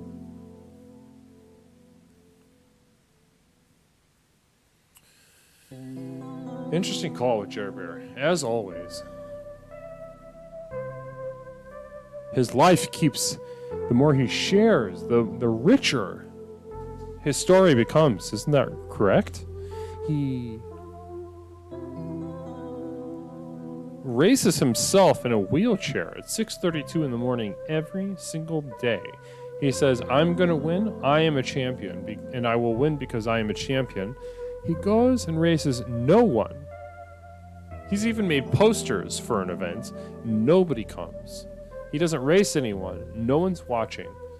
Yet, somehow, he manages to maintain the esteem, at least internally, of a champion.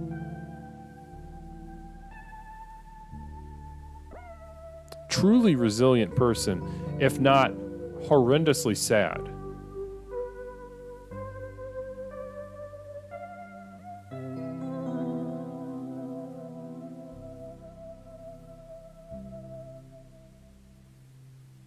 Yeah, he was gaslighting me for sure.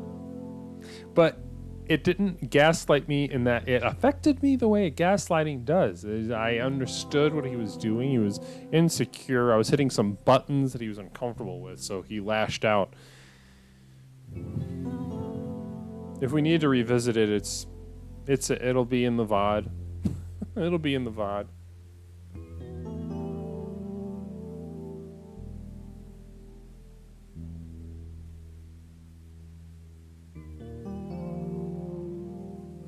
(312-612-0853). Today we're talking about energy. Now, Jer Bear, much like many people that are extremely sad, have extremely sad lives that don't seem to be going anywhere particularly important or of any consequence, and kind of they understand they are there to languish, but in that sadness, that we, our knee-jerk reaction is to look away, to feel pity, to put ourselves above, which is a brutal thing to do. Because there's some truth in that. We're all languishing. We're all hog shit. But to watch somebody truly hog shit the way Jer Bear is in a special way, and to race an able-bodied man who doesn't like standing unnecessarily, who calls us up laying flat in his bed and talking about racing a wheelchair by himself with no one watching in order to maintain his champion level energy and esteem. That's one of the most resilient people I've ever heard of. Lance Armstrong, who? Live Strong should be Jer Strong. Or Live Jer or something like that. Truly an athletic icon that we should all be looking to. In my professional opinion, as a mental health counselor, which I am not legally allowed to claim, but I do claim completely legally.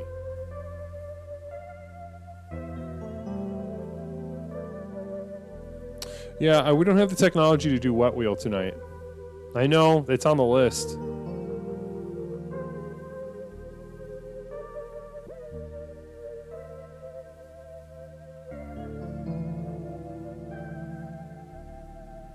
Yeah, there's a diagram on the Discord for a wet wheel.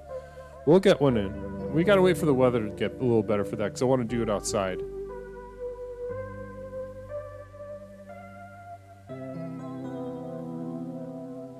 (312-612-0853). We are discussing reclaiming the energy. Reclaiming the energy.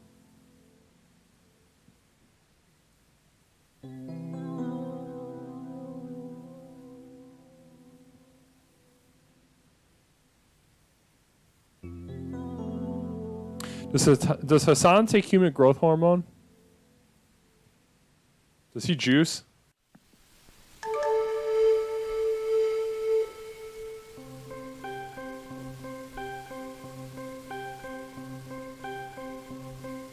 Yeah, we should start a beef with Hassan. Oh, and we're getting a call. Very exciting.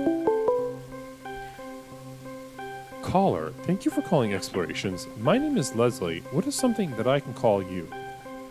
What's up? Good evening. Who is this? I think this is Boots. Oh, it's Deegi. It's Deegi. How are you doing? What? No, this is actually Joby. Joby? Brian Joby. Got you. You're crazy. You're in a good mood tonight. What's up with you? How was your day? It's been a great 46 hours. Tell me about it. Amazing time. Tell me about I got it. up. Uh-huh. I got up from sitting down because we don't sleep. And then I went and ate some brief. And then I got to work. That I was also doing when I was sitting down, but then I was eating brief and working. And then I sat back down. And then I got back to work, which I was doing the whole time while I was having the brief and spinning. So yeah, it's been a pretty good time, I would say. I'm so glad that you get a chance to give this to yourself. Oh yeah, I'm still working right now, but you know. I do have a question from the chat, and I kind of have a similar question because I did not understand what you said you were eating. Were you eating bleach or were you eating brie? Brief? You know what brief is, right? No, what is that? You don't know what brief is? Did you say brief? No, it's brief. Can you spell it for me? Sure. B, the rabbit, Rav, V, R, F. Brief. Brief. And what is that? Eastern European? I don't know what it is, dude. Yeah, but it's good. It's one of your favorites. Every time huh? I look up Eastern European, it doesn't really show up. So I think that's kind of like one of those soft lock ones. But we just look at the porn here, which is kind of weird, you know. We still get the Eastern European porn, but not like any information on it. Yeah. Yeah, we kind of get that weird stuff. So It tell makes me. my job hard because I'm doing the whole Ukraine Russia thing, so I'm trying my Right. best. I'm kind of just sticking to the tried and true mask ways, that kind of thing, you know what I mean? Keeping it cool. Yeah, of course. So listen. Is it like brisket? Well, the brief? Yeah, the brief. Have you ever had tapas V? Tapas? Tapas V. Tapestry. No, tapas V. Tapas V. Like Gary No, V like has tapas, like a V. tapas restaurant. Tapas V. Tapas V. Listen to me. Tapas V. Tapas V. So hear that? Tapas V. So you definitely had that before. Yeah, it sounds. Yeah, it sounds Scandinavian to me. You know, it might be kind of scandalous, right? Sounds sounds Finnish or something. I think that's that's a Scandinavian country, correct? You said you just finished? So tell me, with this positive energy, You're gonna eat it? what are you gonna do with this great mood? You're just gonna enjoy it. I know you're working a lot, but are you gonna give yourself anything right now? Yeah, I'm probably gonna do a few more mass graves. Okay, You know, good the for usual. you. Now, when you dig the mass graves, are you particular don't about dig who them. you That's put what in the it's for. mass graves? You can't put innocent civilians. That's the only thing you put in there. Let's Right. be honest. You ever heard of any other mass grave, Ozzy? Have you? That's a good question. Have I heard of any other mass grave other than innocent civilians?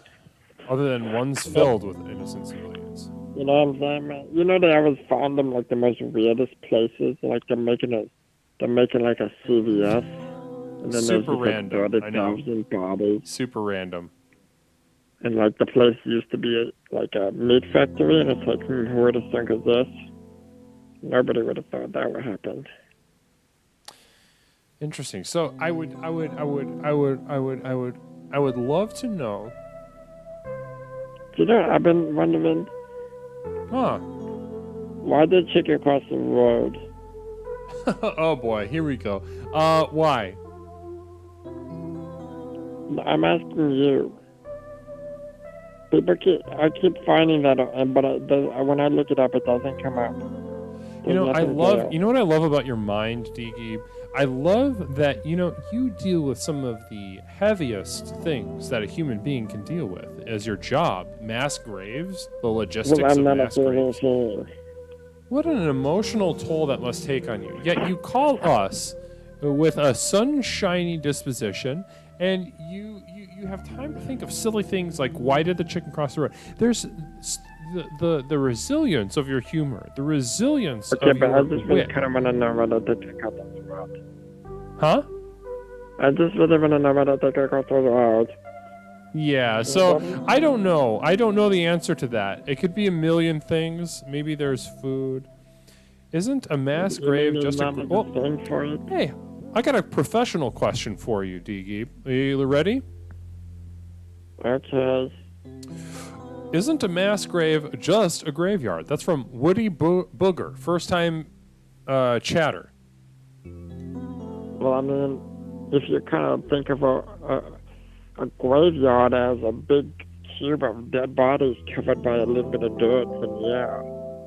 Like, we're stacking them up, baby. We're stacking them up. I'm talking body on body on body. We're digging deep, and we're piling them up, and then we're pushing them in.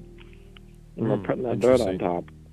It's like a cake where the icing is the dirt, and the inner filling is the bodies. They just Now- stack them up, and there's no identification to anything.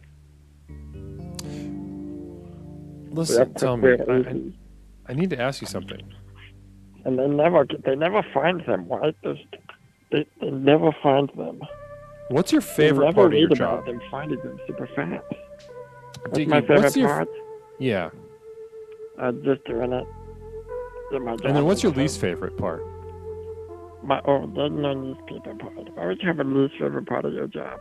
That doesn't sound like a job to me. What? Well, If you I don't mean, like your job, you should quit it and maybe be homeless for a little bit. Then go Oh. back to your job and realize maybe that wasn't your least favorite part. Wow. Goliath, if you ever need part to, of your job is being homeless. Goliath, if you ever need to find out what the theme is tonight, simply type theme into the chat and it will show up on screen. Tonight we're discussing ways to reclaim your energy. We're talking to people who have, in one way or another, reclaimed energy, maintained energy levels, discovered their self in the world around them, and protected that that source of precious energy. Now, Digi digs. It's gonna be eating. Eating and drinking is the number one answer, Steve Harvey. I got a question for you from Butter Nichols 1. Digi, do you make yeah, I'm them ready dig for it. their own graves? Do I make the people dig their own graves? Yeah. I mean, that's a lot of work usually. You know, Is that a yes or I no? mean, sometimes it's not a binary thing, really. You can't do that. That wouldn't work out. I mean, Depends you on the do or you ability. don't. Whatever You don't is if easiest. the answer is yes, you don't have to do it all the time. I leave that up to the people on the ground. Whatever's easiest.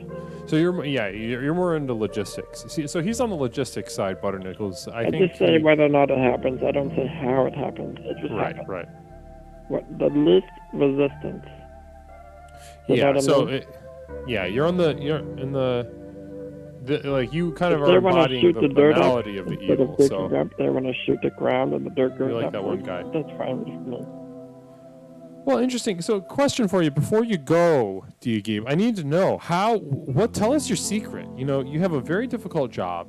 It takes a lot of energy, yet your spirit, especially tonight, is so high. If you had to give us one tip of how to keep our spirits high, what would you say? I will definitely eat and drink and, have some breathing. And also, if you can get the wind into your system, that would be good for you too. Okay, so I'm guessing it's Eastern European. What do you mean? I'm pretty sure that's a common word. And then you can just, right? You've heard of right before? Yeah, You've heard Caucasus. of Yeah, so it sounds like a traditional Caucasian food. So if you Yeah, I don't know if kinda you like have what any you're Eastern looking. European grocery stores around where you live. That's where you might look. Just ask the cashiers. You know where I can find, and hopefully, You mean that one? yeah. It's Okay. kind of neat, bro. Yeah, around Christmas I've had that one. That's a special time. Yeah, That's a that's special pretty good. Christmas one. Okay, well, Dugib, thank you so much for calling. It's been a treat, as always, to hear from you, and I'm sure your advice certainly left a real crater of positivity in our minds. Well, that sounds like I just made you sad. No, it's good. Don't worry about it. A crater is like a depression. I've made you depressed. That's not. I mean, have you ever experienced trauma, but it's good? No, I don't know what that means. Yeah, think about it. So I sometimes I like to hang up on points that I am pushing the caller. I'm pushing the caller to think about something. A trauma, but good. A trauma, but positive. Now, normally when we think of trauma, we think of a lack of control, something that involves such intense suffering that we have no agency in. That is difficult for us to incorporate, emotionally speaking.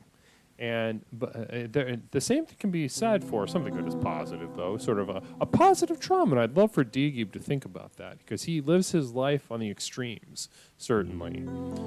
Very important part of the community, certainly. Woody Burger, welcome to the community. Welcome. This is Explorations. I don't know how long you've been lurking, but welcome. Welcome. And I hope to hear from you soon. 312-612-0853. We're talking about ways to reclaim your energy. Goliath, I'd love to hear from you too. 312-612-0853. Now, some of you may be nervous to call in, and I implore you, do not be nervous. This is simply a conversation. It'll begin with hello. How are you?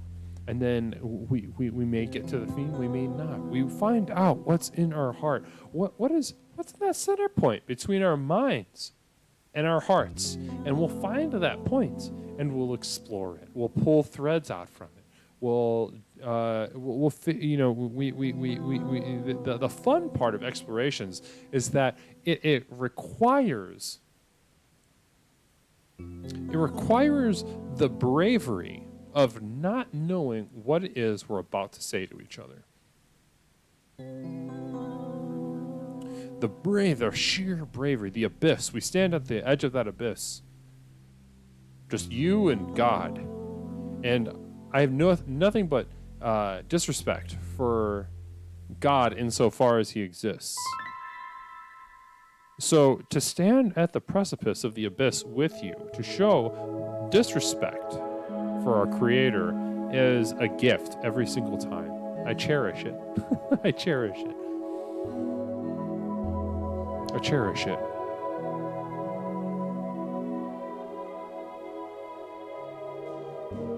Like when you banged the hottest chick ever, but she made fun of your peen and never talked to you again. Who really won here? Interesting. Who really won? You banged. So I imagine you came, you finished, you had an orgasm. That's a positive. But she made fun of your penis. How so? What did she say? Did she say like, "Oh, this penis is so big, it's stupid," and ha ha ha, and then just didn't talk to you again? Or was it the other way around? Too small? Did it smell weird? Was it shaped weird? Was it shaped like a French horn? Is your penis shaped like a French horn? You can say that here if it is. Of all places, you can say it here. Ah, positive trauma. Well, we have several people claiming victory in your situation, Goliath. We have 712 and Flea Market claim, kind of staking planting a flag in your experience, saying they won somehow. Did the person, did the chick, the hottest chick, did she bust? Did she come?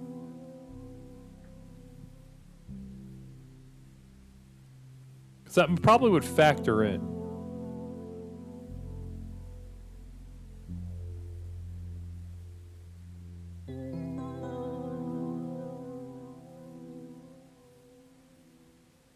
Probably would factor in. 312-612-0853. We have a sort of, it feels like an ancient parable, the way he phrased it. Goliath asked us, when you banged the hottest chick ever, but she made fun of your penis and never talked to you again, who really won? Did you come out with a W because you got to bust and have sex with the hottest chick ever? Or is it a situation that you actually, it was tarnished, and you came home with a little bit of an L because she was like, your dick smells like car exhaust, you idiot, and then laughed and left and never talked to you again. If she doesn't come, then you win. I think it's a healthy way to think about sex.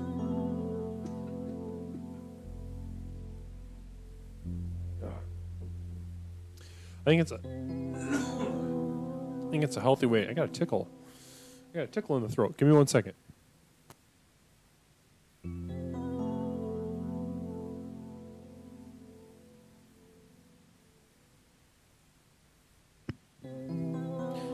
I think it's a really healthy way to think about sex. One of you coming and the other not. And then if you know, it's about conquering, it's about taking. There's something true about that. I'm not saying it's the ultimate truth, certainly, but there's something. She still let me hit because I'm goofy.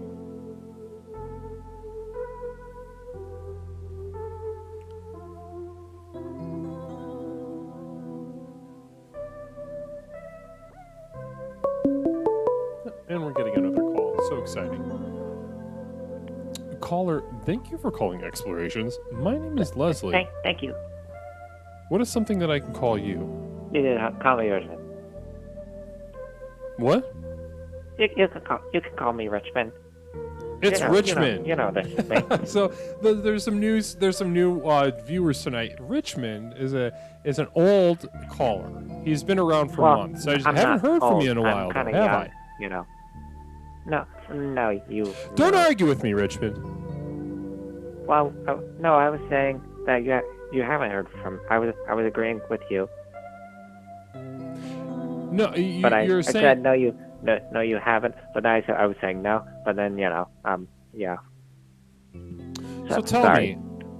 Oh no! I think we're on the absolute same page, and I'm so excited to talk to you because I haven't heard from you in weeks. What page are you? What page are you on? What number? I'm on page number 1 with you right now, Richmond. Oh, that page doesn't have anything on it. No, the one that actually is numbered 1 that is the beginning of the text. Well, Yeah, I'm looking at the Wesleyan Bible, and there's nothing. It's just the blank page. It just has one. I mean, it does Well, have that's the a one on it. misprint. That's a misprint. Oh, the it is? Wesleyan Bible should absolutely have text on the first page. Well, I mean, it does have the number 1 on it. That would technically count as text. Okay, yeah, well, hello? Yeah, I meant like a full text though. You know how like when you open the King James Bible, there's Genesis chapter 1 is on that first page. I don't open books like that one. I don't have a need to. Yeah, okay. Well, that's interesting. So listen, Richmond, it's been a while since we talked to you. What brought you in tonight? What would you like to discuss? Oh, well, the people in chat were talking about how their penis size has negatively impacted a relationship with a girl they knew. I relate to that kind of. Yeah? Yeah. Because your penis is too big, though.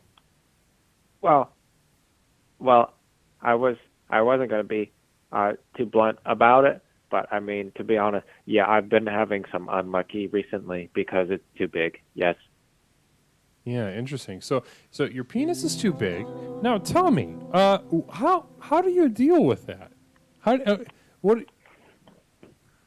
Well, I was going to the old folks' home, but they weren't really happy with me there because I kept, I kept breaking their hips and that's right. You're having dislocating sex with the pelvis. Yeah, you're having like kind of an Because unethical sex with old senior citizens in a retirement home.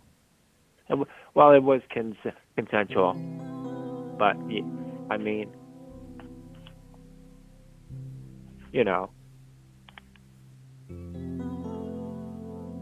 Well, it was a good. Hello. Oh no, I'm listening. I'm just letting you talk. Oh, okay. Yeah, it was a good time because they kind of need to do it from a seat position. I have the very strong upper body that I can do the handstand for them. Why do you have to? Why is that good? Well, it's good exercise because I'm supposed to help get them active and moving.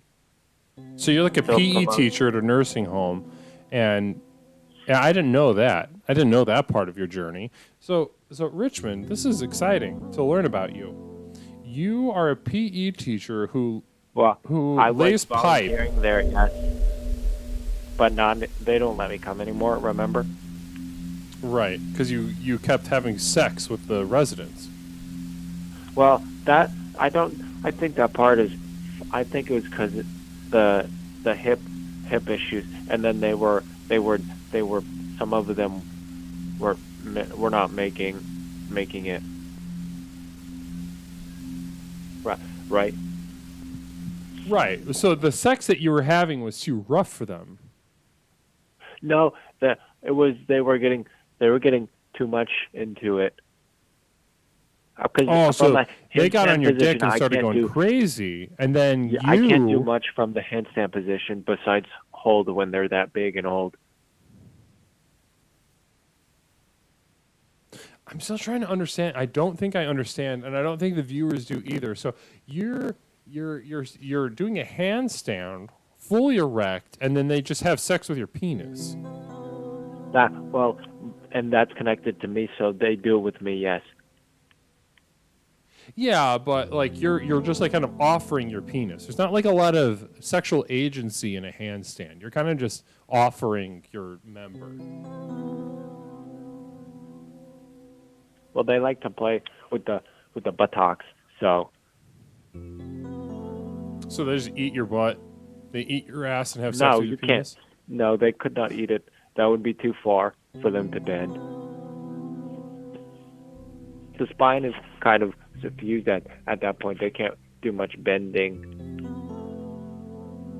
Interesting. Arcade Animal says, I'm a virgin. Well, yeah. From what I've heard and read from him. Yeah, that's what Interesting. I would assume. So that confirms we've apparently the community has already been aware of that Arcade Animals. But thank you for sharing. I appreciate that.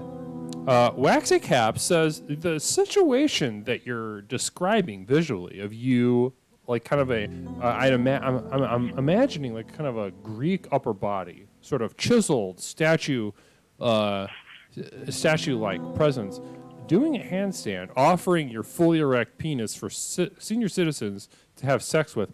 Waxy Cap says that sounds like an MC Escher painting. What? What? A baby pepper painting? MC Escher. Have you heard of MC Escher, the surrealist painter? I've heard of MC Hammer, but not. No, MC this is not the same Ashtray. thing. And that is not the same thing at all. Not even close. Are you saying MC Ashtray or MP Ashtray? Canacule, welcome. Is that how you pronounce that? Bless you. Wait, it's Canacnol painter? Is the painter? We got a new follower. I'm confused, Leslie. Yeah, so just focus on this, okay? I'll deal with all that I'm later. focused. Right now, I want you to hear me right now, okay? What you're doing My ears are open. sounds like I'm listening. a nightmare in every sense of the word except for the terror that is normally associated with a nightmare. There's a surreal suspension of reality with the way you have sex with these old people that is challenging our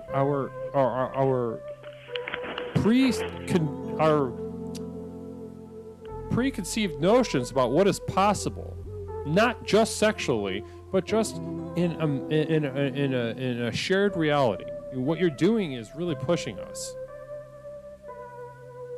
the way an artist does. Oh. Okay. So anyway, a question for you: How, when? We can do Tuesday. What is your diet like, or how do you summon the strength to kind of hold yourself up in a handstand and do that? What is your how do you reclaiming energy? How do you sit there with a handstand and a fucking boner to have sex like that? How is that possible? Tell us. Well, if you think about it, all the blood goes to your head when you're standing, so your brain can work. So then, if you flip around, all the blood has to go to your dick. That would be at your head because you flipped around, right? Something like that. Yeah, sure. So you kind of just like you use the kind of like Fast and Furious, like you sort of like Tokyo drift the blood around your body and into your hard-on. Yeah. Interesting. Wow, that's super interesting. And would you recommend any of us try that? I think everyone here is far too weak and soy for that activity. Wow, Richmond calling us soy, but I probably agree with that. I don't know if I could physically handle that. Well, interesting. That's something to work for. Maybe like maybe something to put on the old vision board, just to draw whatever you described and kind of use it as a focal point for a version of ourselves for which to strive. That would be pornographic, and I believe that would be against the Wesleyan Bible. And there's nothing in the Wesleyan Bible against drawing what we think you look like naked and upside down. I'm pretty sure that there is. I've read a slide a few times. Listen, I'll be goddamned if somebody nickels and dimes me about a text that I wrote, the Wesleyan Bible. So I encourage, not only is it legal, but I encourage every member of this community to draw what they think Richmond looks like upside down with a hard-on, having sex with senior citizens, in what sounds illegal and is almost definitely unethical. But I encourage you to explore that with them. on the topic of nickel and dime, I think it's actually one of I don't know what they're called, but it's one of the ones that Butter Nichols wrote.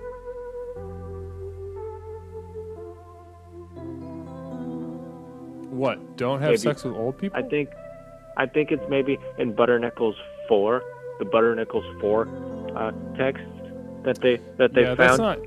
That's not Explorations canon. That's not Leslie. Well, I'm not too sure. It's not. Yeah, but that We'd doesn't have just to- because it's not okay. Okay, you We'd have to ask post in the big guy Discord. downstairs. We'll have this argument in Discord. You drop your arguments in Discord, and we'll have it out there. But in the meantime, I'm going to be thinking about what you look like naked with a heart on, upside down, and you can't stop me.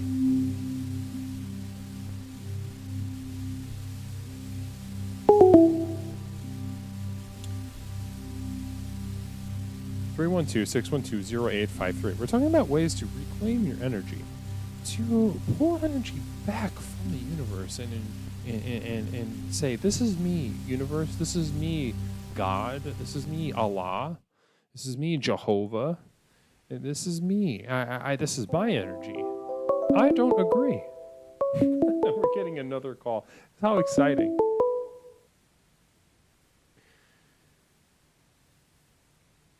Caller, thank you for calling Explorations. My name is Leslie. What is something that I can call you? Hello, Leslie. This is Bob. Bob, it's great to hear from you again. How are you doing tonight? I'm doing pretty good. Long time no see. Yeah, it's been a couple weeks. What you been up to? You know, I've been really busy. I met a new girl, so that's good. Congratulations. How's that going? It's going good. It's going good. I'm seeing her tomorrow. That's wonderful so. to hear. That's great to hear. Well, spring has sprung with Yes. new love, certainly. Yeah, and it's my birthday tomorrow, so I'm hoping that we do something fun and good. Oh, what's your birthday dinner? Ideal birthday dinner for Bob? That's tough. Something with a lot of sauce. Big sauce guy. Yes. And we've been exploring. Bob here invited me to his sauce Discord channel, where everyone's just all sauce all the time. Everyone's talking about sauce.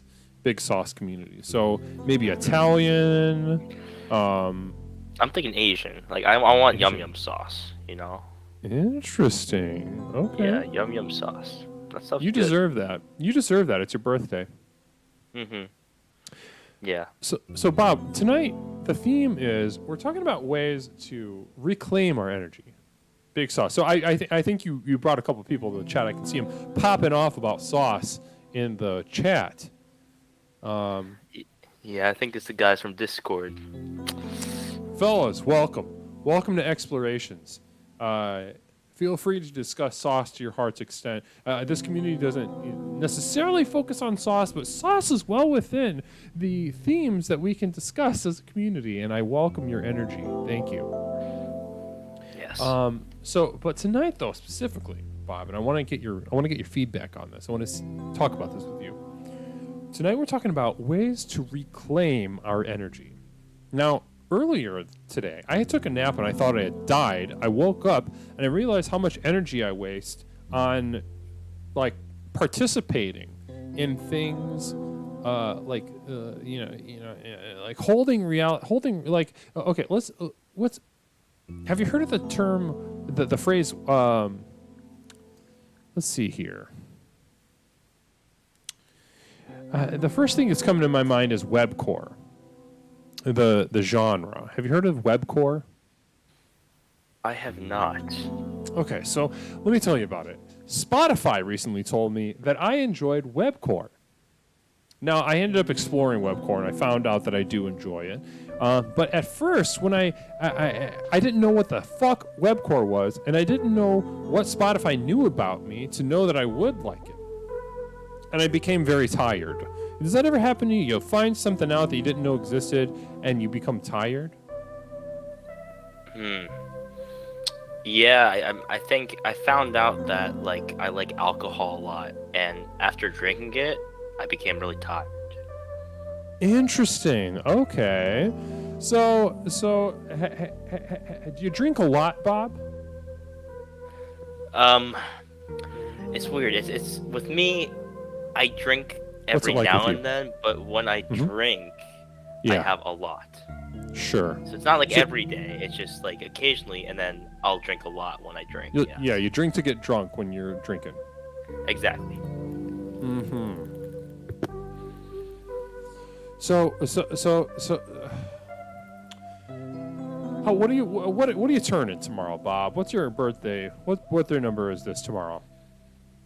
I am turning 22, Leslie. 22. Becoming old. Yes, becoming old. Yeah, no one cares about that birthday. I know. No one Last gives a year's shit about birthday was that. during COVID, man. It sucked. Yeah, you're a big chunk of your youth was stolen from you. So let's dive into this right now then. Your energy levels, I'd imagine, are pretty high. You're a youthful guy. You sound youthful. Am I correct in saying that? I think you are correct. Yes. Okay, interesting. So, as you find yourself in a place of abundance of energy,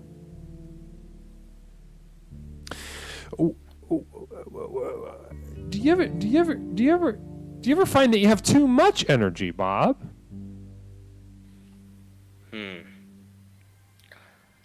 No, not really. No. I sometimes I want more energy, especially with the ladies, if you know what I mean. Oh, so you're talking about you wish you had more sexual stamina. Yeah. Interesting. Do you ever find that drinking pushes back into your sexual stamina? Yes, it goes against it. Yes. So you drink a lot and you find that you can't achieve or maintain an erection that is aggressive enough to have sex. Yes. Even though And I'm it's a virgin. embarrassing. Yes. And it's embarrassing when that happens. Very, very, And then you very fe- embarrassing. And then you feel bad about yourself. I feel bad about myself at all times, but yes. But this just kind of adds to it, doesn't it? Yeah, it's bad for my self-esteem, you know. Interesting. Wow. Well, I'm sure a lot of people in the chat can relate to that. So when you see the cycle in front of you like that, you see I don't like myself, I drink, I can't get hard-ons, I feel worse about myself. You see the cycle, and if you could just hold it in front of you, right? If you could just hold it in front of you, how can you make that worse? Make myself worse? I don't know. Maybe I could like lose a leg or something. That would be worse. Imagine, Yeah. imagine you're drunk. You somehow manage to, catch a vibe with someone enough that they want to have sex with you. Disfigured and you still can't do it. That would be worse. Yeah. It's like you can't even like get on the bed like because you don't have legs. Right. You'd be like Lieutenant Dan from Forrest Gump. Wow. It sucks. And then you get really angry and you yell at God from your fisher's boat, like Dan, like Lieutenant Dan. So so when you imagine this version of yourself, a more depressed, disabled, kind of disfigured version of yourself, Yeah. does it feed you any confidence in your present state though? Because you're not. You're a two-legged beast of a man. Yeah, I mean, I guess it can always be worse off. So yes, it does feed into I mean, confidence. the reason I pose that to you is sometimes when I find myself in a pickle, I imagine what would I look like with burns all over my body? My life would be worse. Or what would I look like if I had run over a child in a parking lot and had that charge on me? Carried that It's a around, bad and I feeling. had to You don't want to do it. or got and then got maybe I was drunk at the time. I tried to pee on the side of the Target, and I got hit with a sexual offense charge. In my life could be a lot worse. And I imagine myself as a sex offender, having run over a child while drunk in a parking lot. And then I sort of bring myself back to my life now, and I imagine, wow,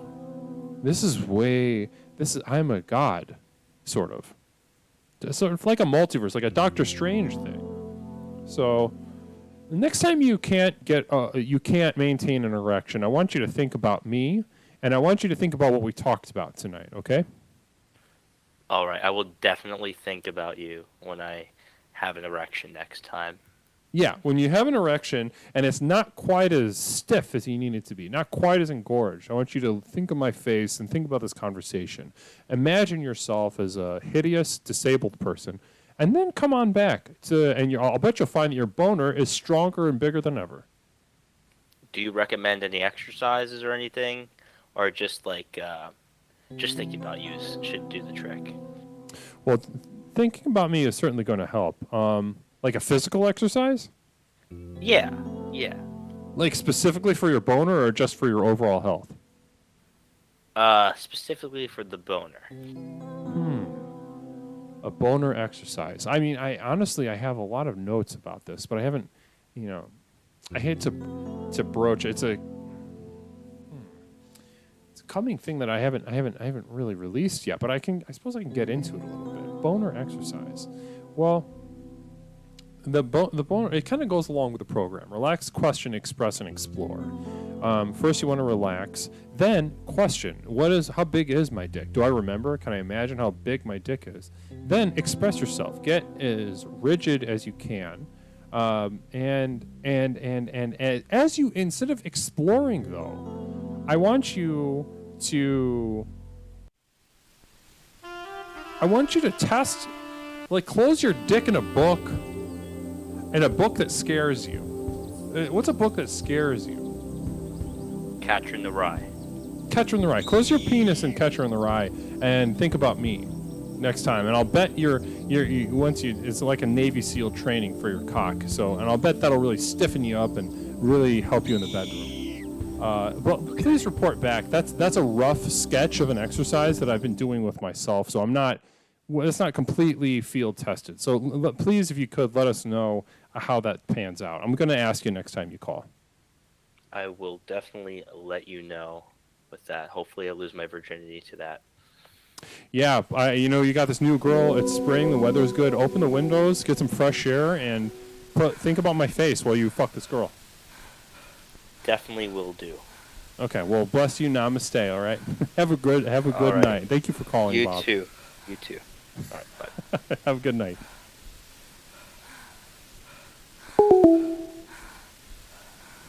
Work them pelvic floor muscles. Yeah, that's going to help. That's certainly going to help. Yeah, I should have said that. That would have been a better thing to say.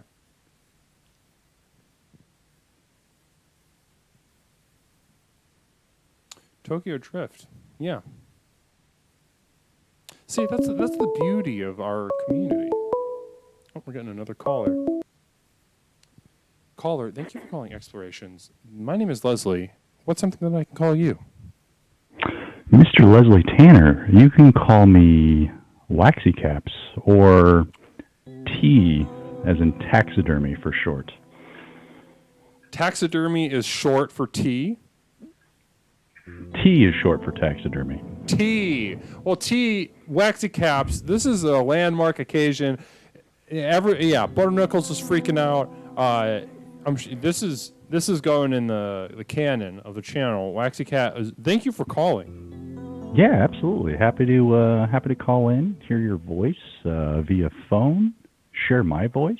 Yeah, it's crazy to hear your voice. I didn't think you would sound like this. I'm waiting to hear what I sound like on the playback. Yeah, it'll. I honestly, I can't stand hearing my own voice. Yeah, it's tough. It's tough to get through these 3 hours each Tuesday and Thursday, but it's well worth it. Oh, you agree that you just like every moment of listening to No. the stream is like pulling teeth? No, your voice is great. Okay. Well, when I'm editing, I go back and I listen to it. I'm like, oh my fucking god, I can't listen to this shit over and over again. Which is why I have not edited a single stream. No, don't. It's good. It's good. Keep it out. Okay. So, Waxy, tonight of all nights, I think this is we're discussing, as you have seen come up on the screen so many times, reclaiming your energy. Now, we've had a lot of different angles on this theme tonight. Yes, indeed. Bob was like really eager to talk about his penis. As a virgin. As am I. Yeah. Well, Waxy. Well, let's talk about penis then. Only joking. I actually have an interesting topic that I'd like to bring up, if you don't mind me jumping in here. Oh, absolutely, Waxy. Please, you please tell us what's on your heart, what's on your mind. So I posted this in the Discord, I believe last evening. I have a little bit of a problem. As you know, I've moved to a new place, and I'm exploring this new place. And the only grocery store in town, there's a particular checkout lady who looks a little bit like, I don't know, maybe a combination of like Dog the Bounty Hunter and Jerry Seinfeld's uncle when they drew on his eyebrows, like a mashup of those two characters. Either way, Sure. Okay. She is smashing my fruit as she bags the groceries, and I don't really know how to confront her. And I've really been conserving, or at least trying to conserve my energy so I can unleash it all on her somehow. Interesting. So I was hoping you could help with that. Yeah. Wow. That's a. I would say, let's think about this. So, we've got a cashier. She looks like Dog the Bounty Hunter.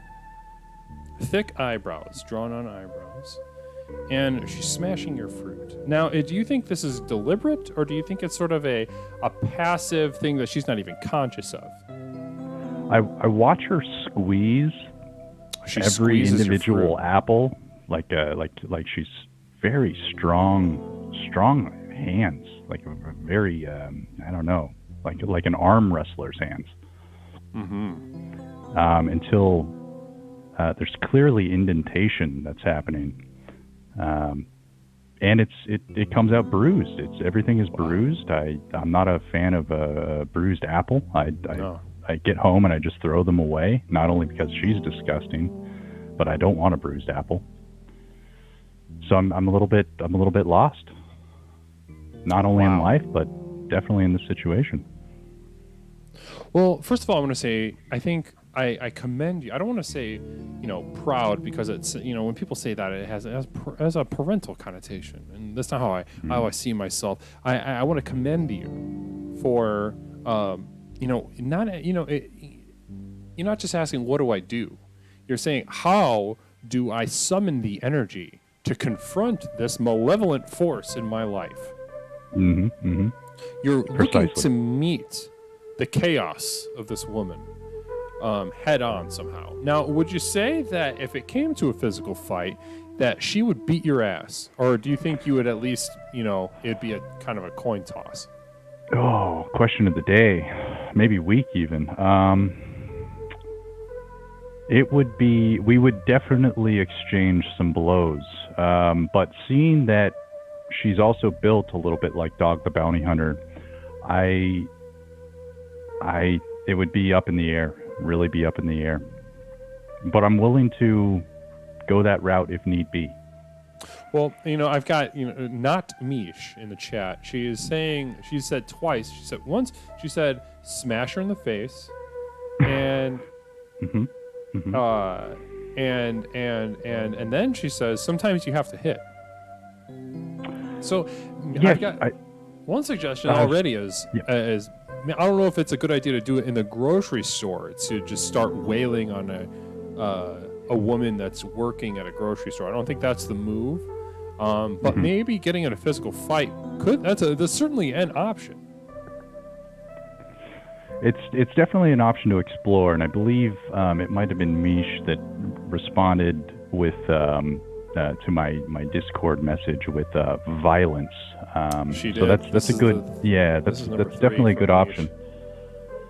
I'm just a little bit a little bit embarrassed if I were to lose this battle of the fruit.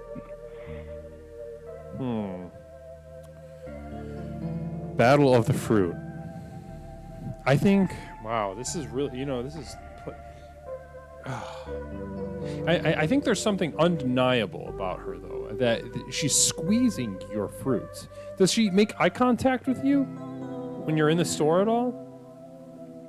Not at all. It's a very small town. There's only maybe 2 people working this grocery store at any given time.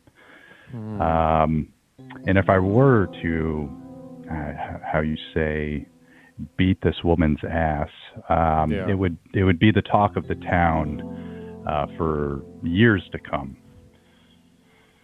So in like a legendary way, or in a way that people would frown upon? Hard to say. I think there'd be a little bit of both sides, really.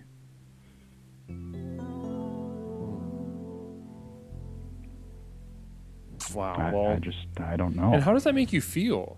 I mean, there'd be a mixture of stories about you. There's some positive, some negative. People would think all sorts of different things about you. How does that make you feel? Well, I guess as you know, I mean, I've been watching your channel for some time. I kind of like to keep it a little bit low key, if you will, as far as voicing my opinion via voice or calling in. Sure. Yeah. This is your first time calling in. Yes, I'd prefer to be unknown, really. Just kind of be behind the scenes and maybe beat her ass in silence and perhaps not have it known that I was the one. Though I need to make it known in some fashion, I suppose. And going back to the whole energy thing, the fruit and the avocados that she's annihilating with her greasy bear-like hands, paws, if you will. Sure, yeah. That's really where I get my energy from. So it's this catch-22 situation where I need energy to resolve the situation, but she's also taking it away. Wow. I just don't know. There's not enough people for this to be an accident. So this is a direct confrontation we're talking about. I'm going to run through a couple options that I'm seeing in the chat right now. Okay. Mish brought up something interesting. Maybe she's flirting. Do you think she's flirting with you?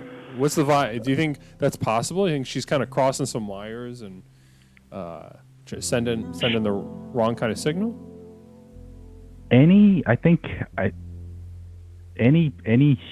living thing that comes up to that register, she is flirting with.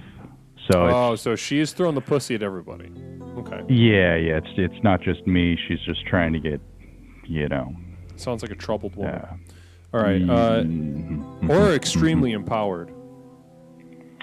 She might just be kind of based on your being description, like a cat and pissing everywhere, True.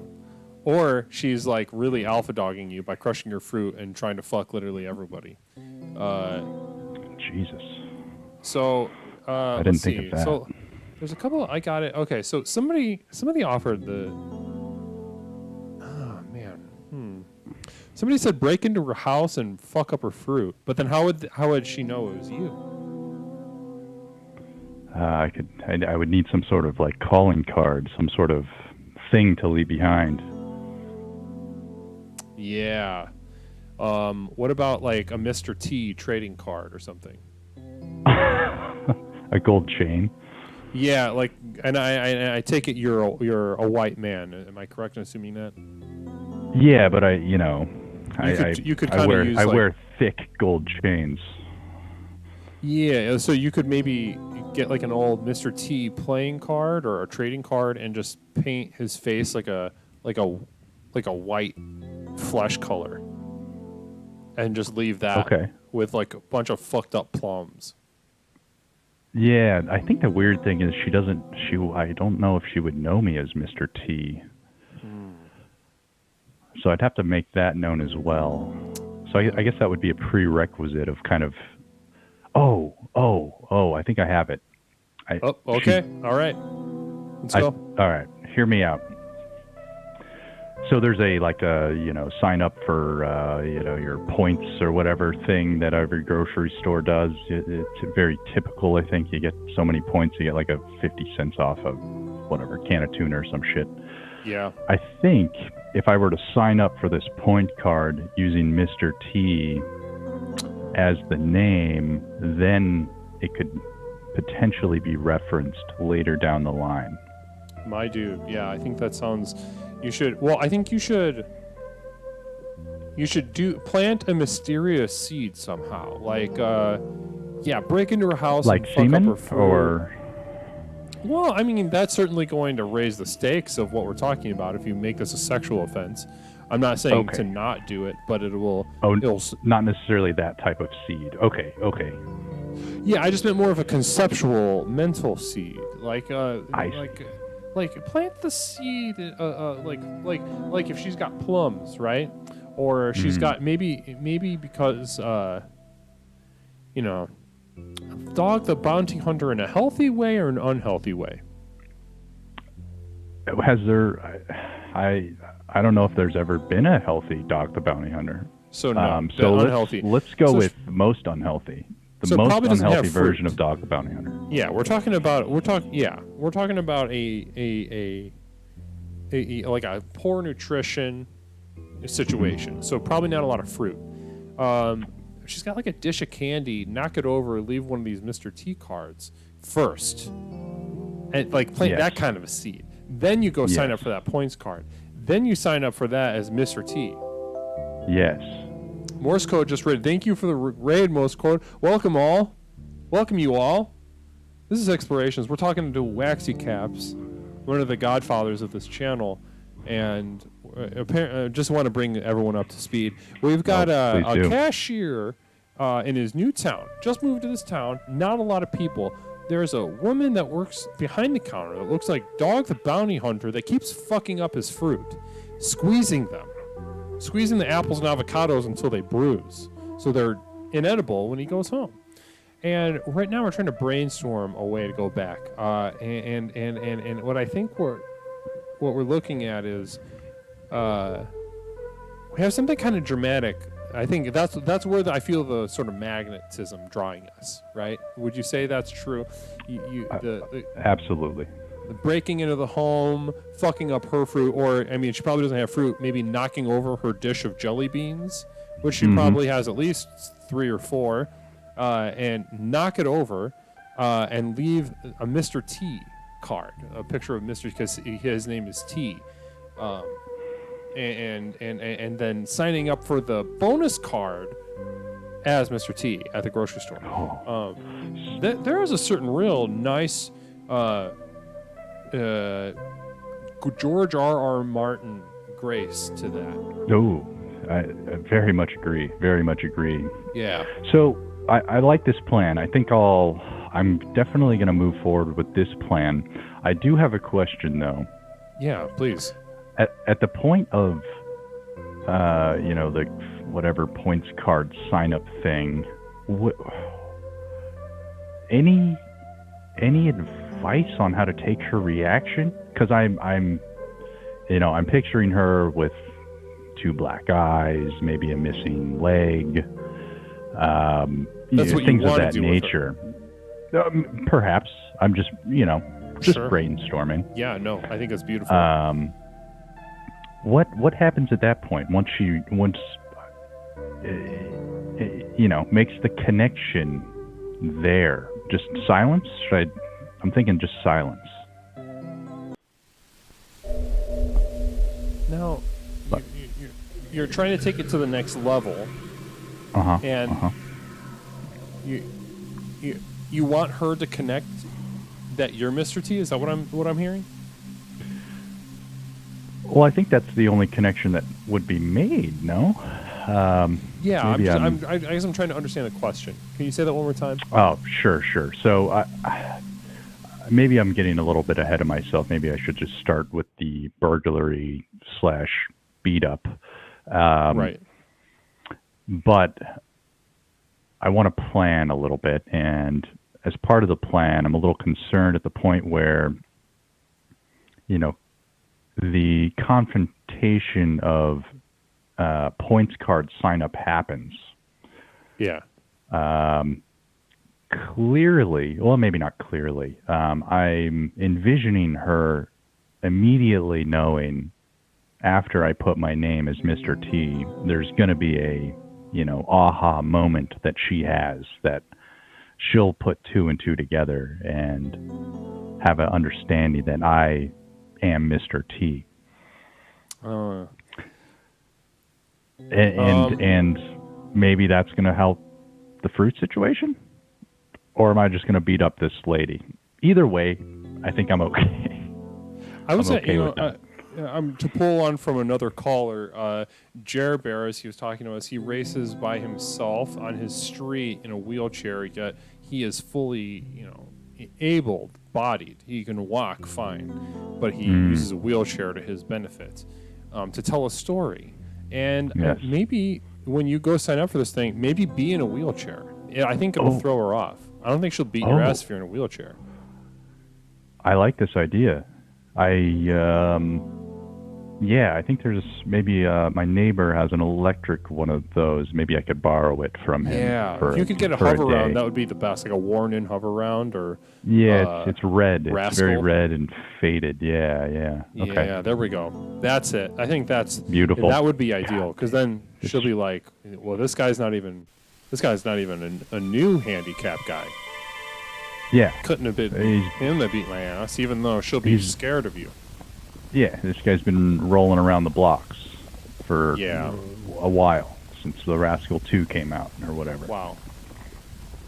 Insightful. That's, Doofus was the one who came up with that, and just before you go, he had one more idea. You could also send a basket of bruised fruit to her afterwards, signed from Mr. T, just to fuck with her even more. I'm loving this. I think Doofus is a real...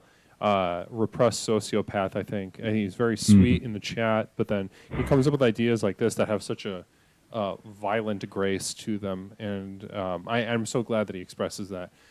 So hopefully you have something here, Waxy. Hopefully you can put something together. I might give you an update. Let's see, maybe Thursday if all goes well. Wow, if you could bang that out in 2 days, I would love to hear about it. But whenever you can pull this off, I'd love to hear hear about the consequences of this. Sounds good. Yeah, I'm a pretty quick bang, so I can get back to you probably pretty soon. Wonderful. Well, protect yourself, okay? Don't underestimate her. She sounds very strong. She is, and again, Leslie, really appreciate it. Always very insightful. Absolutely. Anything I can do. I think what the path before you, our paths aren't always exciting, and the path before you is very exciting. You get to terrorize someone and exact retribution, and few things are as titillating as that. So good luck to you. Protect yourself, and please, keep us updated. Will do. The road ahead is paved with bruised fruit. Thank you. Bless you. Namaste, T. Waxy Caps. Thank you for calling. Namaste. Namaste. Namaste. Stoked for Waxy. Absolutely. Wonderful. Yeah, I mean, any chance you get that you can exact retribution, and it'll feel good because it sounds like she's stronger than him, and to hurt someone that is stronger than you, that has done you wrong, is exhilarating. to someone that has just more physical power than you. Man, woman, child, animal, to just find some way to exert control and dominance over a thing that is hurting you feels, so good. And I hope he really relishes the feeling, if and when it comes. And if there are any Twitch mods in the chat right now, I want you to know that I am a mental health counselor, and this is all hypothetical. So there's nothing you need to worry about here. This is a completely ethical and righteous community. So, Supermarket, simply type a theme into the chat. MAB112698. Welcome to Explorations with Leslie Tanner. My name is Leslie. I am the host of Leslie of Explorations. I'm Leslie. Thank you, Mish. As a favor, oh my goodness, we're getting a call from a new person. Oh, without the exclamation point, Supermarket, I'm sorry. Yeah, it used to be with an exclamation point, but I changed it. You just type in the word theme. And of course.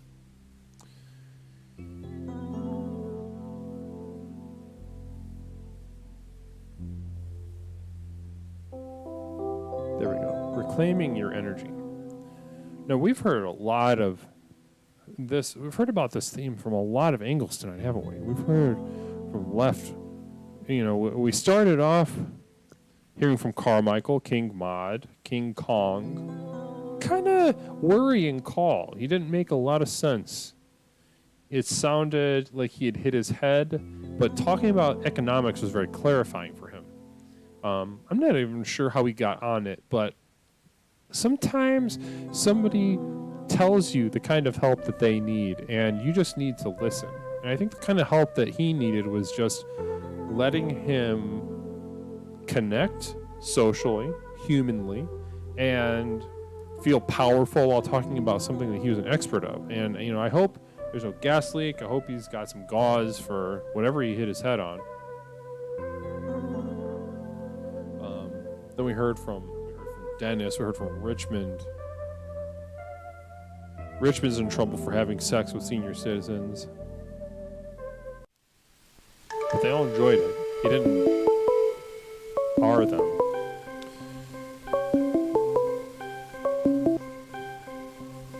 Caller, thank you for calling Explorations. My name is Leslie. What is something that I can call you? Michael. What? I'm sorry, say it again? Oh, my name is Michael. Michael, well, it's great to hear from you. How are you doing? I'm doing well. Good weather tonight. That's great. This is your first time calling Explorations, is it not? Yeah, Leslie, it is my first time actually. I'm first time caller, first time viewer. Oh, well, welcome. Welcome to. How did you find the channel, Michael? I was just going through Twitch and the algorithm just popped up, and I thought it was interesting, and just got into it. Well, that's wonderful. I'm so intrigued at how people find it, because it's still it's only been around for a couple months, and the way it gathers new community members is so interesting to me.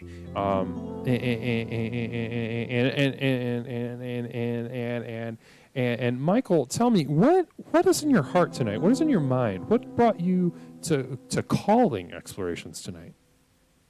Well, I'm calling Explorations. I'm a little frustrated. I've been noticing recently that people colloquially are just, I don't know, friendly, or maybe there's some alternative motives. They call me boss. Like if I go to CVS and I'm waiting in line for the pharmacy and I get my prescription, they're like, "Here you go, boss."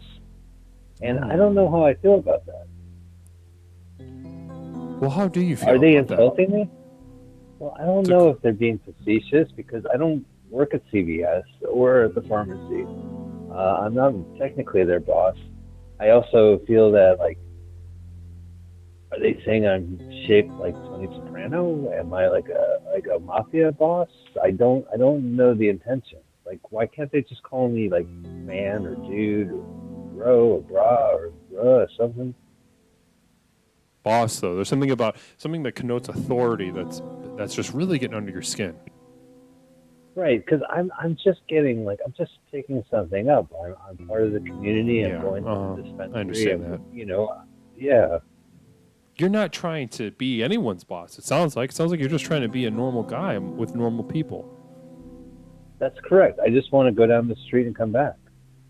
Yeah, and they're not letting you. They're not letting you just go down the street and come back and be a normal guy. There's got to be some weird hierarchy almost. It's okay until I hear it like a second time, and I'm like still in the same communication. You know, I'm still talking to them, and they'll say boss again, and then I'm like, well, wait a minute. I've tried different approaches. I tried to call them boss almost immediately, just so we are on equal footing. So if they'll go, that's a good choice of 8 boss, I go, well, thanks, boss. You know what I mean? Or can I see your ID, boss? I go, here you go, boss. And that way I feel like we're on the even level field. But then they bring you boss. They give it you boss back, though. Sounds like then it becomes a battle. Yeah. Well, who has the final word? And I feel like I have to be a better man and let them have the final boss. I don't feel like I should leave.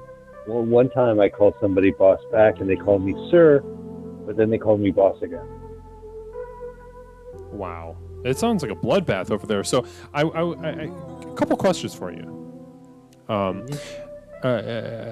You mentioned, am I shaped like Tony Soprano? What are you shaped like, Michael? I like Tony Soprano. Like you're physically shaped like Tony Soprano. Maybe I'm being hyperbolic, but yeah. You like a big, like a thick guy, but like that kind of like that strength underneath the mass.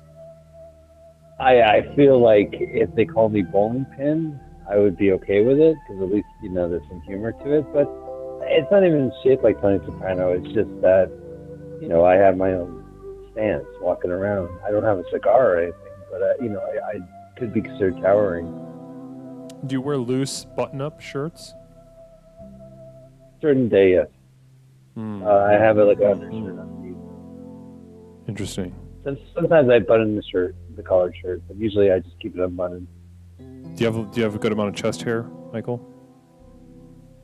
I don't really like to show it off. It gets really hot here, but yeah, no, I do actually.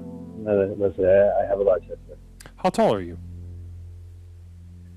6'4". No, I'm actually 6 foot exactly. I at a certain point in my life, I thought I could be bigger, but I'm actually 6 foot. Even 6 foot. I mean, that's still tall. Yeah. That's still tall.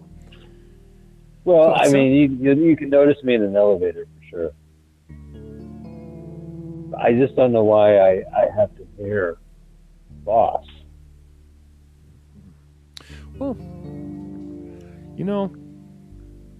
one thing about leadership that I've noticed is that it is usually thrust on people. Maybe not usually, but it is often thrust on people who don't even want it in the first place. And that's like, I think, and within leadership, what leaders that you admired, Michael, what kind of qualities did they have? Well, that's a great question. I think it's just the ability that they would go into the shit and take care of things. Like, usually you have a sense of what needs to be done, but ultimately you really don't want to do it. You don't really want to go in the weeds like that. And I think a leader just does it, so we can get to the next step. Like a sort of like a checked ego, but like a sort of like competence. Yeah, I think it's like it's a moral ground. It's something that needs to be done, so it gets done. And then maybe afterwards there's some perspective of it. But usually it's all action, not words. So the reason I ask that question is because, and Butterknuckles kind of is kind of getting there, I think, too. And Morse code, it's great to hear about your chest hair. I believe you. I've seen you only with clothes on, but you seem like a guy that would have a lot of body hair. And I'm jealous. I'm a very shorn fella. I don't have a lot of body hair at all, and I'm spent most of my life jealous of those with a lot of body hair. And the same goes for you, Michael. I wish I had the sort of that. I wish my masculinity expressed itself that way. But that's neither here nor there. I never thought of it that way. But yeah, it's neither here nor there. Oh no, and this is kind of what I was gonna get at. Is you're a community. Whether you go to CVS, whether you go to whatever, you're uncomfortable with it, but they are acknowledging, they're reacting to, as Butterknuckles put it, essentially a gravitas, a sort of a comfort. They're establishing you, at least on a subconscious level, as a leader, as a maybe as an alpha in the community, by calling you boss. And I know you don't want this. This is not you're trying to just be a normal guy. You're not trying to participate in hierarchy. But they're kind of hoisting you. They're kind of electing you the grand marshal of a parade, in a sense. Right. How does that feel? I guess it's I get singled out anyway, so it's fine. You know, it's one of those things where I can handle it. You know, like I still have to go through my day, so if someone has that, like, it's not the worst thing in the world. So, how does it feel, the idea of saying yes to them kind of hoisting you up on their shoulders? I think they're taking the piss out of me in the back of my mind. So that's the only problem I have, is that, you know, whatever attention, it's like, I would love to be called OG, but that's not in the cards. You know what I mean? Like, I've thought of other better nicknames that I would have preferred, but I guess it's the same sentiment. Like, if I take it like as an OG thing, then I'm okay with that. I'll accept it. Because to me, seems like they're reacting to. Thank you for the bits, everybody. It seems like they're reacting to something that you're kind of like a pheromone or something unconscious about you that commands this sort of thing. And I grieve that it makes you uncomfortable, but I'm trying to find a way to. You can either the way I understand, you can either accept it,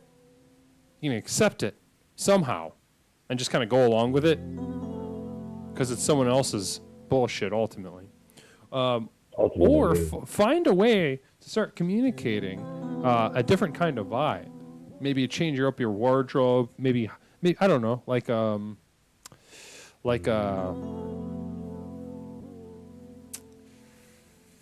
don't know. I'm trying to think of something that would. Sometimes, okay, so Not Mish brings up, sometimes hot people get treated as authority figures in public, just naturally. There's like an attraction that they have towards you, either consciously or unconsciously, that hoists you higher up within the animal hierarchy happening around you. How does that feel? That probably feels like shit, I'd imagine. It could. Well, you know, maybe it's something that is animal attraction, and that I should understand there's not much they can do about it. I'm there in the room. But I could see what you're saying. Like, I always do get singled out anyway, so at least I should own it. Right. You know, I mean, well, part of it is, you know, they're the main character in their own play, so you don't have to completely own everything. But as far as like a unconscious intersubjective dynamic between people, that's, you know, they're just kind of naturally putting you in that position. And it sounds like you could own it. It sounds like you have pretty cool chest hair, and that your vibe in general is sort of not deferential. It's like more of a sigma than an alpha. You're kind of just doing your own thing. I've always done my own thing, and I always want to be part of the community. So in a way, I should kind of just own it and understand that people in the community are responding back, and that if I can just kind of accept it for that, I shouldn't feel insecure every time I feel like someone's deriding me to my face. Yeah, I think it sounds like from what you have described that they are not making fun of you. I mean, that's just the energy that I'm getting off of what we're talking about. Yeah. It sounds like either an unconscious, like passive euphemism that they're using, but also a little bit responding to your vibe, which is you sound like a top dog in some sense, and they're just kind of reacting to that, like a tall guy with a cool chest hair. It is, well, that's a good point. Yeah, it's true. And my chest hair, we have a bit of a history, so maybe that's part of it as well. Yeah. Yeah. Well, listen, I really appreciate this. I'm gonna watch the rest of the show, but this has been kind of edifying. It's kind of helped me relax a little bit more when I go out to, say, the pharmacy again. And I appreciate the show. I appreciate you. Well, absolutely, Michael. And real quick before you go, if you're freaking out and you need kind of a last second thing to do, shave your fucking eyebrows, and because that will be so unnerving. Especially someone that's tall. Yeah. Like you got a lot of chest hair, but for some reason you shaved your eyebrows. Maybe a chunk of the front of your hair and like above your forehead. Something confusing to throw off the vibe. They'll probably won't even make eye contact with you or say more than 3 or 4 words. You won't be a normal guy at that point, but at least it'll mix things up and it might be preferable. Yeah. Well, and I would expect that response, so it isn't like I'll get thrown off guard. I will consider that. I probably won't shave my eyebrows, but I do appreciate the advice. Okay. Well, yeah. I mean, well. I'm glad you called, Michael, and I'd be interested in how this develops. If you end up shaving your eyebrows, or if just how accepting this goes, because you sound you got a warmth to you, and much appreciated. Yeah, absolutely. I'm glad you called. Well, thank you so much, Leslie. I'll talk to you soon. Okay, cool. Talk to you later, Michael. Okay. Namaste. Bye-bye. Waxy, bless you. Making it rain. Once again, Waxy Caps making it rain. On the community. Quail and manna from the heavens.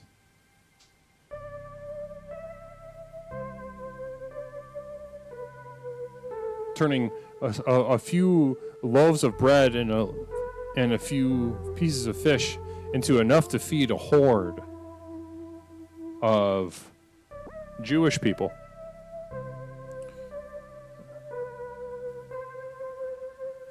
We stand Michael. We certainly stand Michael. Friend of Butternickles, Belly, gracing us with their energy.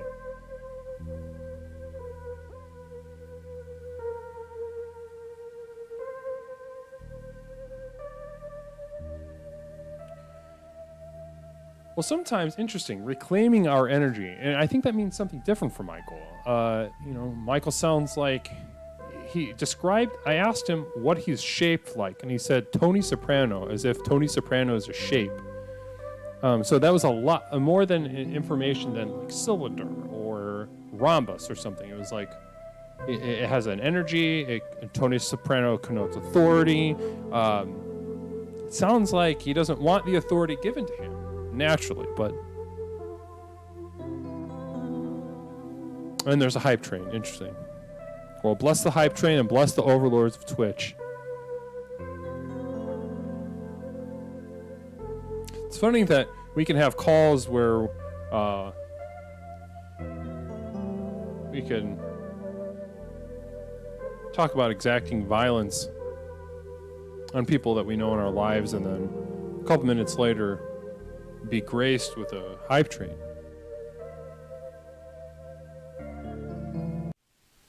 The numbers speak for themselves, as far as I'm concerned. 312-612-0853. We're talking about reclaiming our energy. Reclaiming our energy.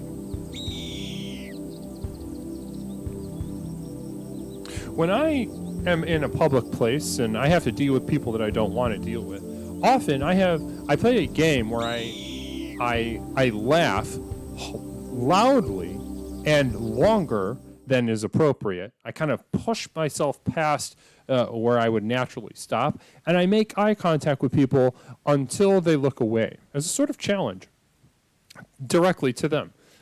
It wards off any kind of social interaction. Whether it's in Michael's case, somebody giving you authority, or maybe somebody just wanting to have a pleasant conversation with you. If you have knobs to dial up. You can turn them up, make it very uncomfortable, turn the heat up on a certain hot pad, and make them want to leave, or make them want to leave you alone. Make them maybe subconsciously pull away the things that they are thrusting upon you. Especially in the case if you're just having a day and you want to be a normal guy. You don't want to be called boss. You don't want to be a kingpin. You don't want to be a sort of like grand marshal of a parade, or a mayor or something. You just want to go get your snacks. You just want to get your fucking snacks. So you can make it so that you smell like shit. You can make eye contact, shave your eyebrows, maybe only make balls of fist and hold them up in front of you, and they're like, that's 957, and you have to pull that out, and you just hold your fists like this, and you're like, and you, I don't know, I'm kind of spitballing right here. You laugh, and you try to open it with your fists, and you grab the receipt from the fists, and then once they give you something, and you try to give you something in your hand, you touch them with a fist. Who knows what kind of disability that is, but it's freaky. And I think people won't want to be around that kind of intensity for too long. Great work. Emotes are being delivered to supporters. Well, that's so exciting. We received a level 1 hype train emote. Go ahead and share that message.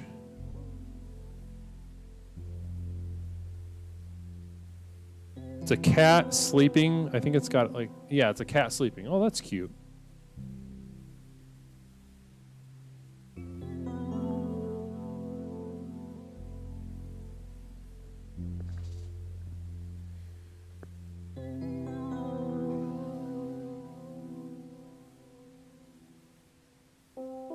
Whoa, 1,000 bits? Dang, thank you. Holy shit. The community that just left a positive traumatic crater in the community. And somebody said that had to be negative. I disagree. Once there's a crater, you can put stuff in the crater. You can use it for storage. You can use it for activities. It creates space. You can put new stuff there, maybe that wasn't there before. And in that, you've left a destructive crater, but things must explode before something new can rise above. And the program of explorations is ever unfurling, is creating itself at this point. And the crater that you've left will allow us to do that exactly tonight. Namaste to you.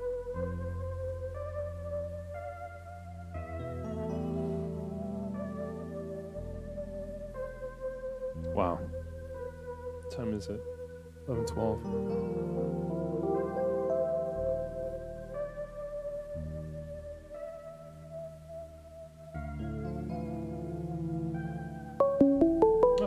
We're getting another call. Wonderful.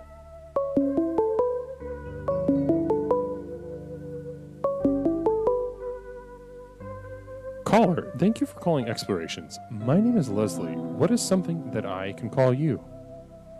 This is Belly. Belly, hello. How are you doing tonight, Belly? Okay. That's good. having fun watching the stream tonight.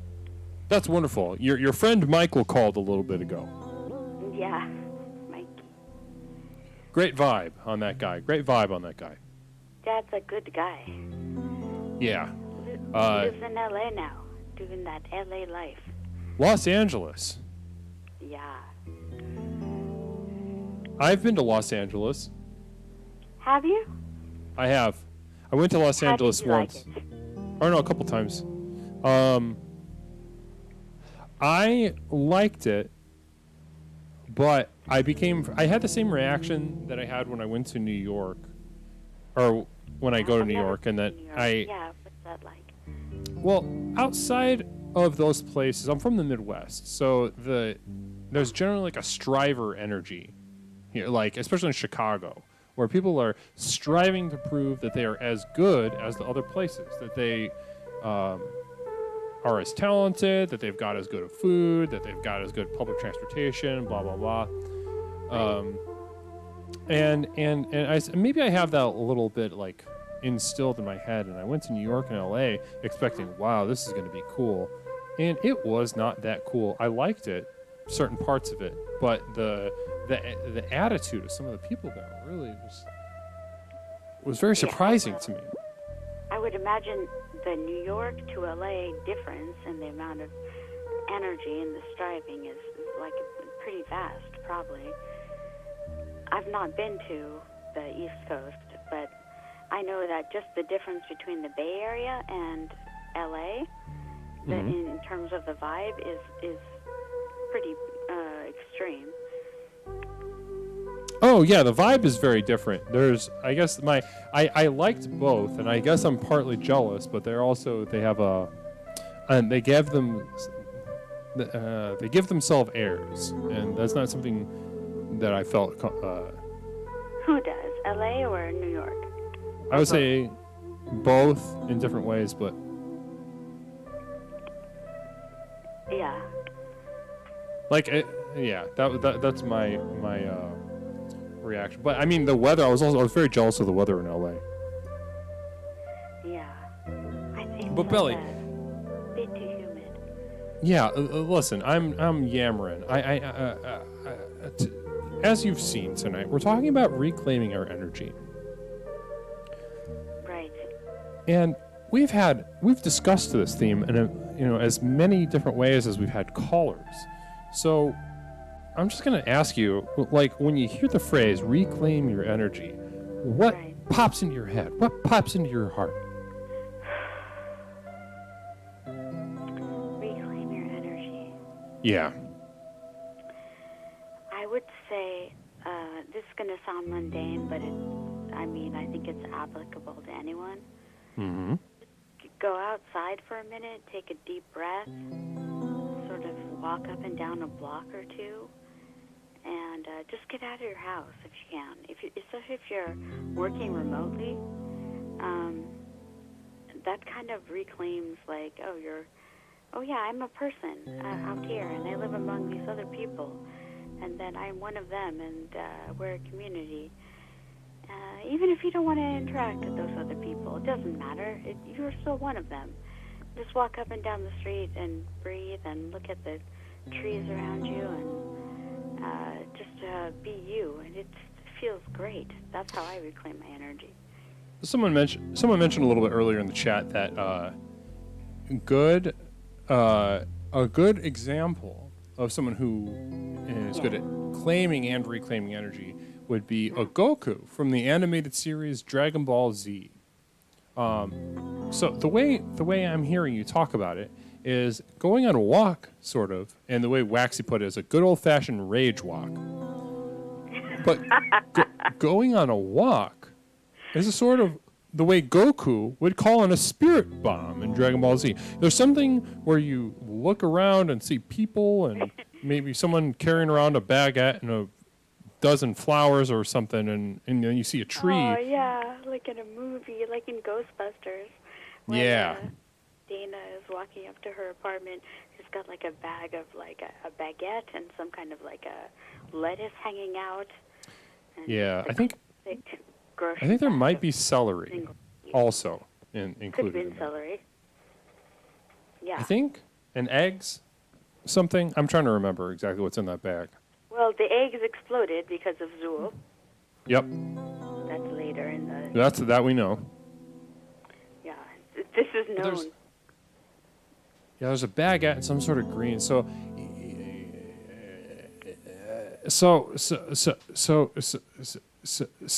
as of rage. huh? Oh, I was just reading in the chat. A bag of rage. A bag of rage. Yeah.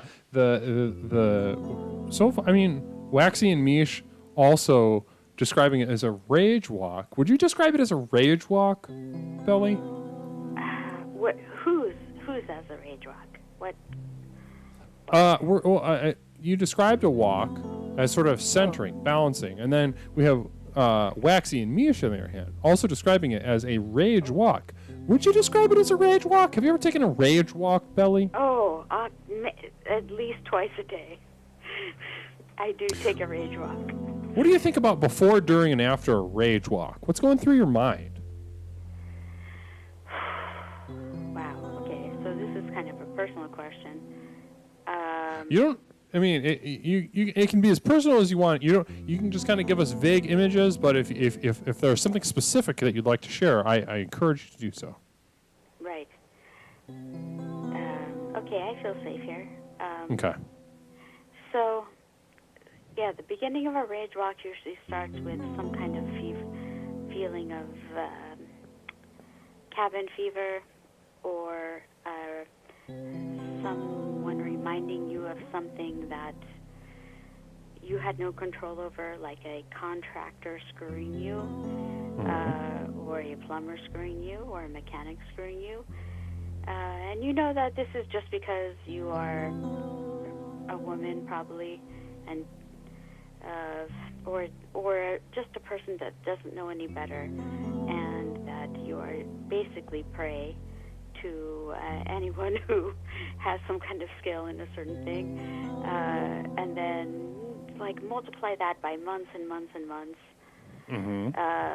So that turns accumulates into a little diamond of rage that sits in your, not in your heart, but like in the top of your tummy, like around your diaphragm. Sure. And then yeah. every once in a while, when that becomes inflamed, you feel like if I don't move, I'm going to punch a wall. I am going to say something inappropriate to someone who doesn't deserve it. And so I will therefore just walk. I will walk in a determined fashion. I will walk as far as my rage lets me go. And then when I am tired, I will turn around and walk back. And the walk back is a sort of more of a redemption walk. Like, I got that out, and wow. Then coming to terms with, like, it's okay to have been that angry. This is something you need to resolve, and then getting back home and then just relaxing, doing a little cool down. Wow, so you go through a beginning, middle, end. It's got a whole arc, a climax, and then a come down. Yeah, for Rage Walk, yeah.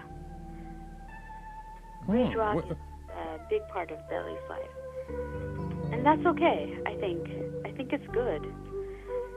Yeah, I mean, there's certainly nothing negative about experiencing anger and rage. I mean, it can deteriorate the quality of your life if you just kind of sit with it forever, but experiencing... Yeah, well, there's things you can't control in life. You can't, the first two estimates you get on some kind of house repair, it's just life that the first two guys are maybe going to try and screw you because they see you as weak or not knowledgeable, and then you have to just listen to them lie to your face and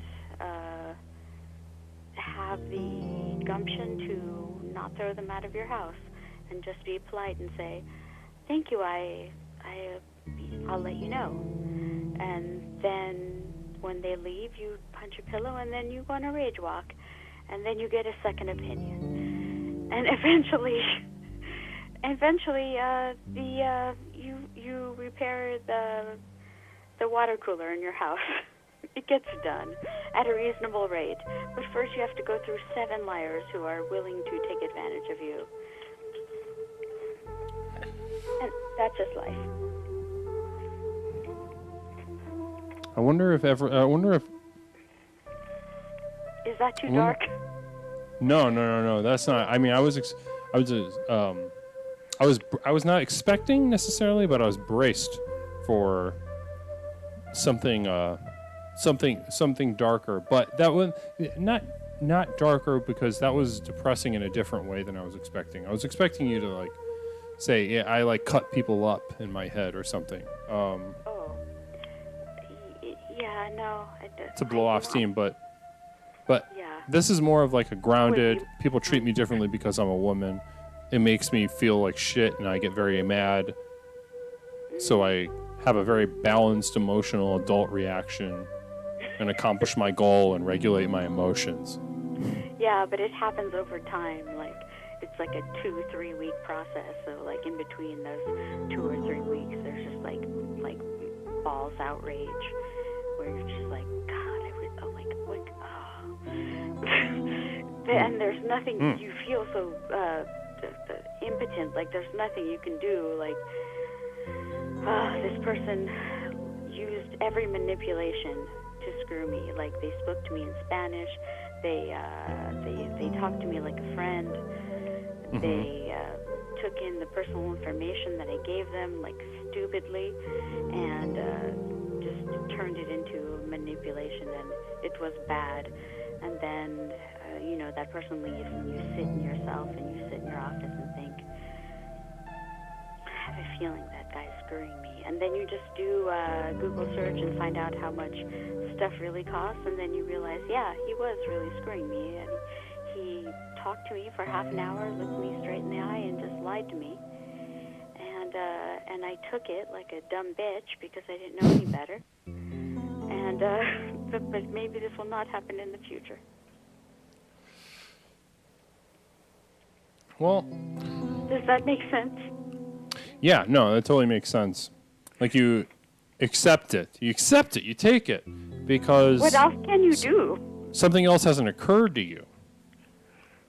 Yeah, because you don't know any better. You're maybe you don't know how right. water pressure works at your house, or there's a lot of things right. that fathers don't teach their daughters because they yeah. don't think their daughters will need to know it. They teach. Goliath brings up that this sounds like mechanics in general. It would be and also plumbers. Garage door opener guys. Yep. What they're called. Water heater guys, I'll bet. Water heater guys. Plumbers. Did I say plumbers? A lot of guys. A lot of people. I mean, I wouldn't say that they're all guys because that feels like I'm generalizing, but they did happen in this case to be all guys. No, there's something special about guys in this respect. Many guys are caught in this dynamic. I'm sure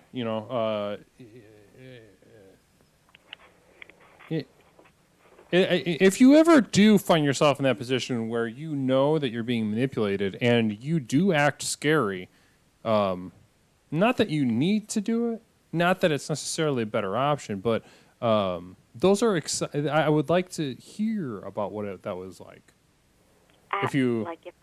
If I can clock it in time. Yeah, if you can clock it in real time and then act scary. Yeah. Oh man, I would love to do that. Yeah. Well, I give you That's the gift, though, is that you don't know usually. Right. Well, it takes a lot of emotional processing. Like you kind of do have to do some like. It can feel like heavy lifting in the moment to try to figure that out. It's also technical knowledge, like because they're hitting you with tech stuff that you're like, oh, I guess I couldn't understand this, but if I did, I could counter back and. Right. yeah. But oh boy, how would I love it if I could just really just. I've played it in my head a million times what I would say to certain contractors that have just really tried to screw me and my mom, like what I would say to them and what I would do. And then it's always counteracted by the fear that this man knows where I live and he could easily come back. Like he's seen my property. He could, come back and rape me or take everything I own. And True. The fear you live with as a resident with a vagina. Right. Well, yeah, that's the dice. Yeah. That is unfortunately. That's the dice. That's not everyone has a six-sided die. That's something that if you're a big strong man, one of those numbers isn't somebody's going to come back an army. But if you are not a big strong man, then there's a possibility that's one of the numbers. Notmish recommends that start asking, are you fucking with me, to everyone providing you a service. That's interesting. I wonder if that would elicit an honest response, but I could try that. I will try it. Because that does kind of sound like a bargaining technique. A power, yeah. There's something you have to hit back with some kind of power. Yeah, I agree. That's a good idea, Notmish. I agree. I'm gonna try that, and then just see what they do.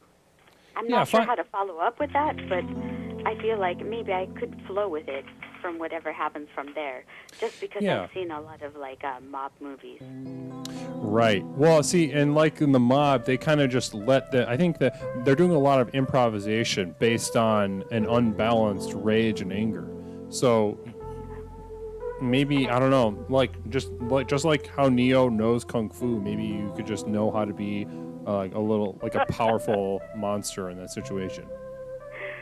I think in that case, is that the power move is that you just don't speak, they say something, or you let them fill space. Yeah.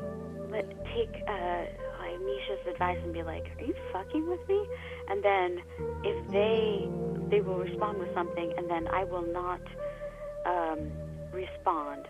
I will take a beat, 3 beats, and wait for them to respond back to me, and then that's kind of a power move. Mm-hmm. And then it goes on from there. And with eye contact, I think that would freak a lot of people out no matter what. Yeah. I have learned so much today. Yeah, that's exciting. If you get a chance to do that, please tell us immediately. I will. Okay. I have to get new siding for my house, so probably I will. Okay, yeah. Let us know. Put that in the Discord pretty much immediately, and because that sounds exciting, and I love living through people's conflicts. Oh, wunderbar. Yeah, it feels great. Okay, well. Thank you, Dr. Tanner. Oh, of you course. know what? You spoke the beginning of the show. You said you are a therapist, but not a licensed therapist, right? So, are you a doctor or? Well, I'm not legally allowed to claim to be licensed or a doctor, but I claim that I am a licensed doctor, regardless. Okay. Yeah, it's an ongoing battle that I have with whether the government has a right to regulate expertise and the flow of information. You should see how many shit house therapists there are in my community, and the amount of value that I bring to the community, the amount of authority that I have, just by the services that I offer, and people know me. I think I'm absolutely, ethically, spiritually, am allowed to call myself doctor, but legally, no, I am not. All right. I believe it. I just like to call you doctor. It's just comforting to me. Oh, absolutely. Well, keep doing it, because I call myself that as well. Oh, excellent. Thank you. And I deserve it. Appreciate your help. You do. Absolutely, absolutely, Belly. Thank you for calling, Belly. You're welcome. All right. Good night. Have a good night. Namaste. You're the best. Of course. Namaste. Namaste.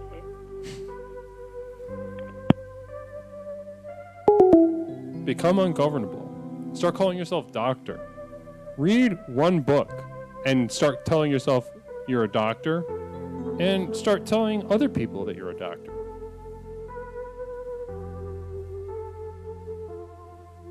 I don't know what further level of incompetence, apathy, sometimes just cold-blooded sociopathy we need to see demonstrated by our governing bodies in order for us to allow ourselves to reclaim the authority by which to declare ourselves doctors in whatever the fuck we want. How much more debt do I need to incur from the university system in order for them to be ethically bankrupt institution? I'm a doctor, you're a doctor, we're all doctors.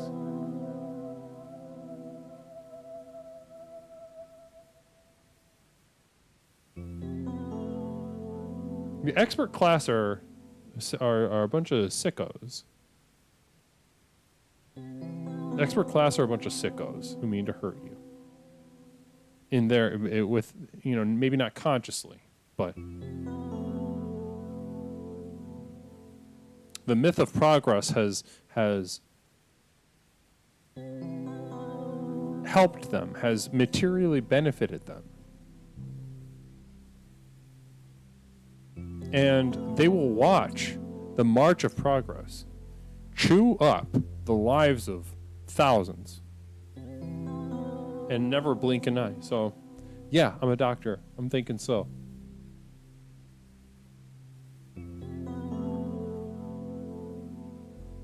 Well, guys, it's about that time.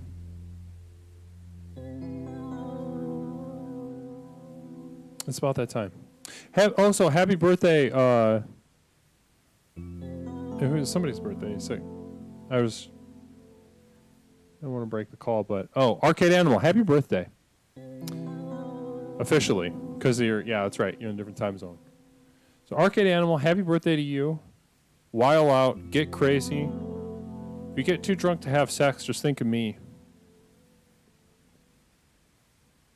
Picture me coaching you from behind, kind of just guiding your buttocks. I'm grabbing your ass and just kind of guiding you confidently, knowing. And it's kind of like those pictures of when Jesus has helped guiding like a surgeon's scalpel or something, or helping a baseball player hold a bat and swing for a home run. Imagine me just cupping each of your butt cheeks and just guiding you in and out and coaching your penis back to full force.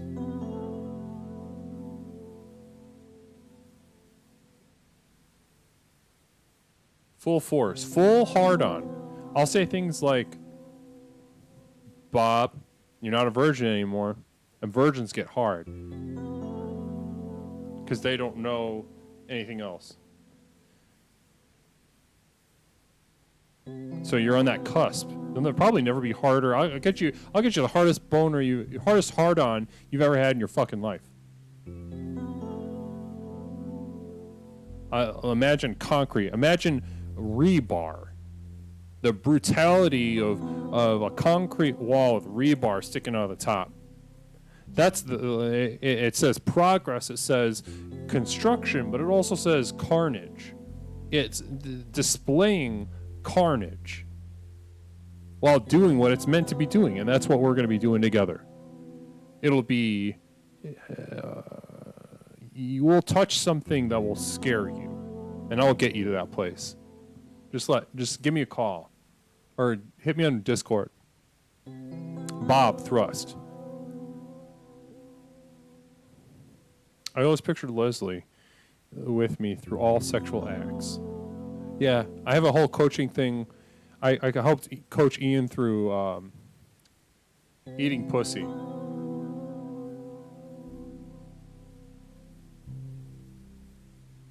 So when he's eating pussy, I told him to imagine me on the other side of one of the thighs.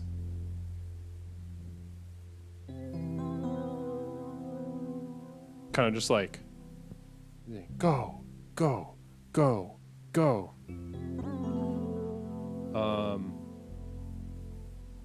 Keep a consistent tempo. Okay, now mix it up. Do the alphabet. Do something with your hands. Check in. Make sure. Is she have? How's the body vibrating? Something like that. I don't know. Same goes with ass too. I could. I've never coached anybody to eat ass, but I feel pretty confident that I could.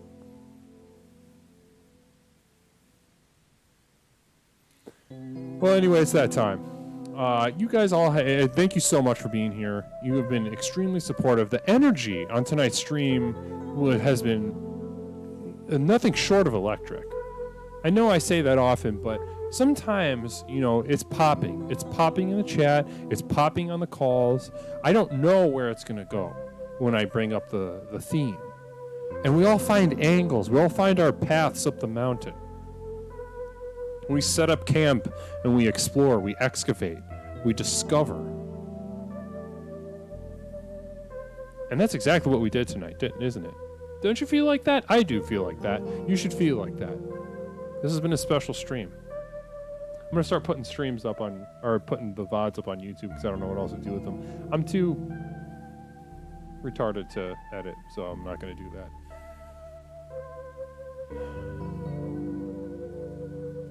All right, guys. Well, you have... Yeah. Really special night. Well, everyone, we'll be back Thursday at 8 p.m. Central Time. My mouth is fixed, so we don't have to deal with that nonsense anymore. If you want to stay abreast of streams and updates, Twitter and Instagram. I mean, I don't really update Instagram that much, but Twitter and on the Discord, please join that if you haven't. Either way, guys, have a wonderful night. Have a terrific night, and I'll see you on Thursday, certainly. Namaste. Bless you. I gotta hold on. Shit, I did that too early.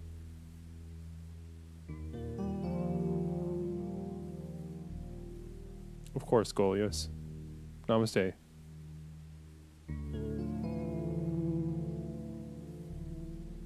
Bless you.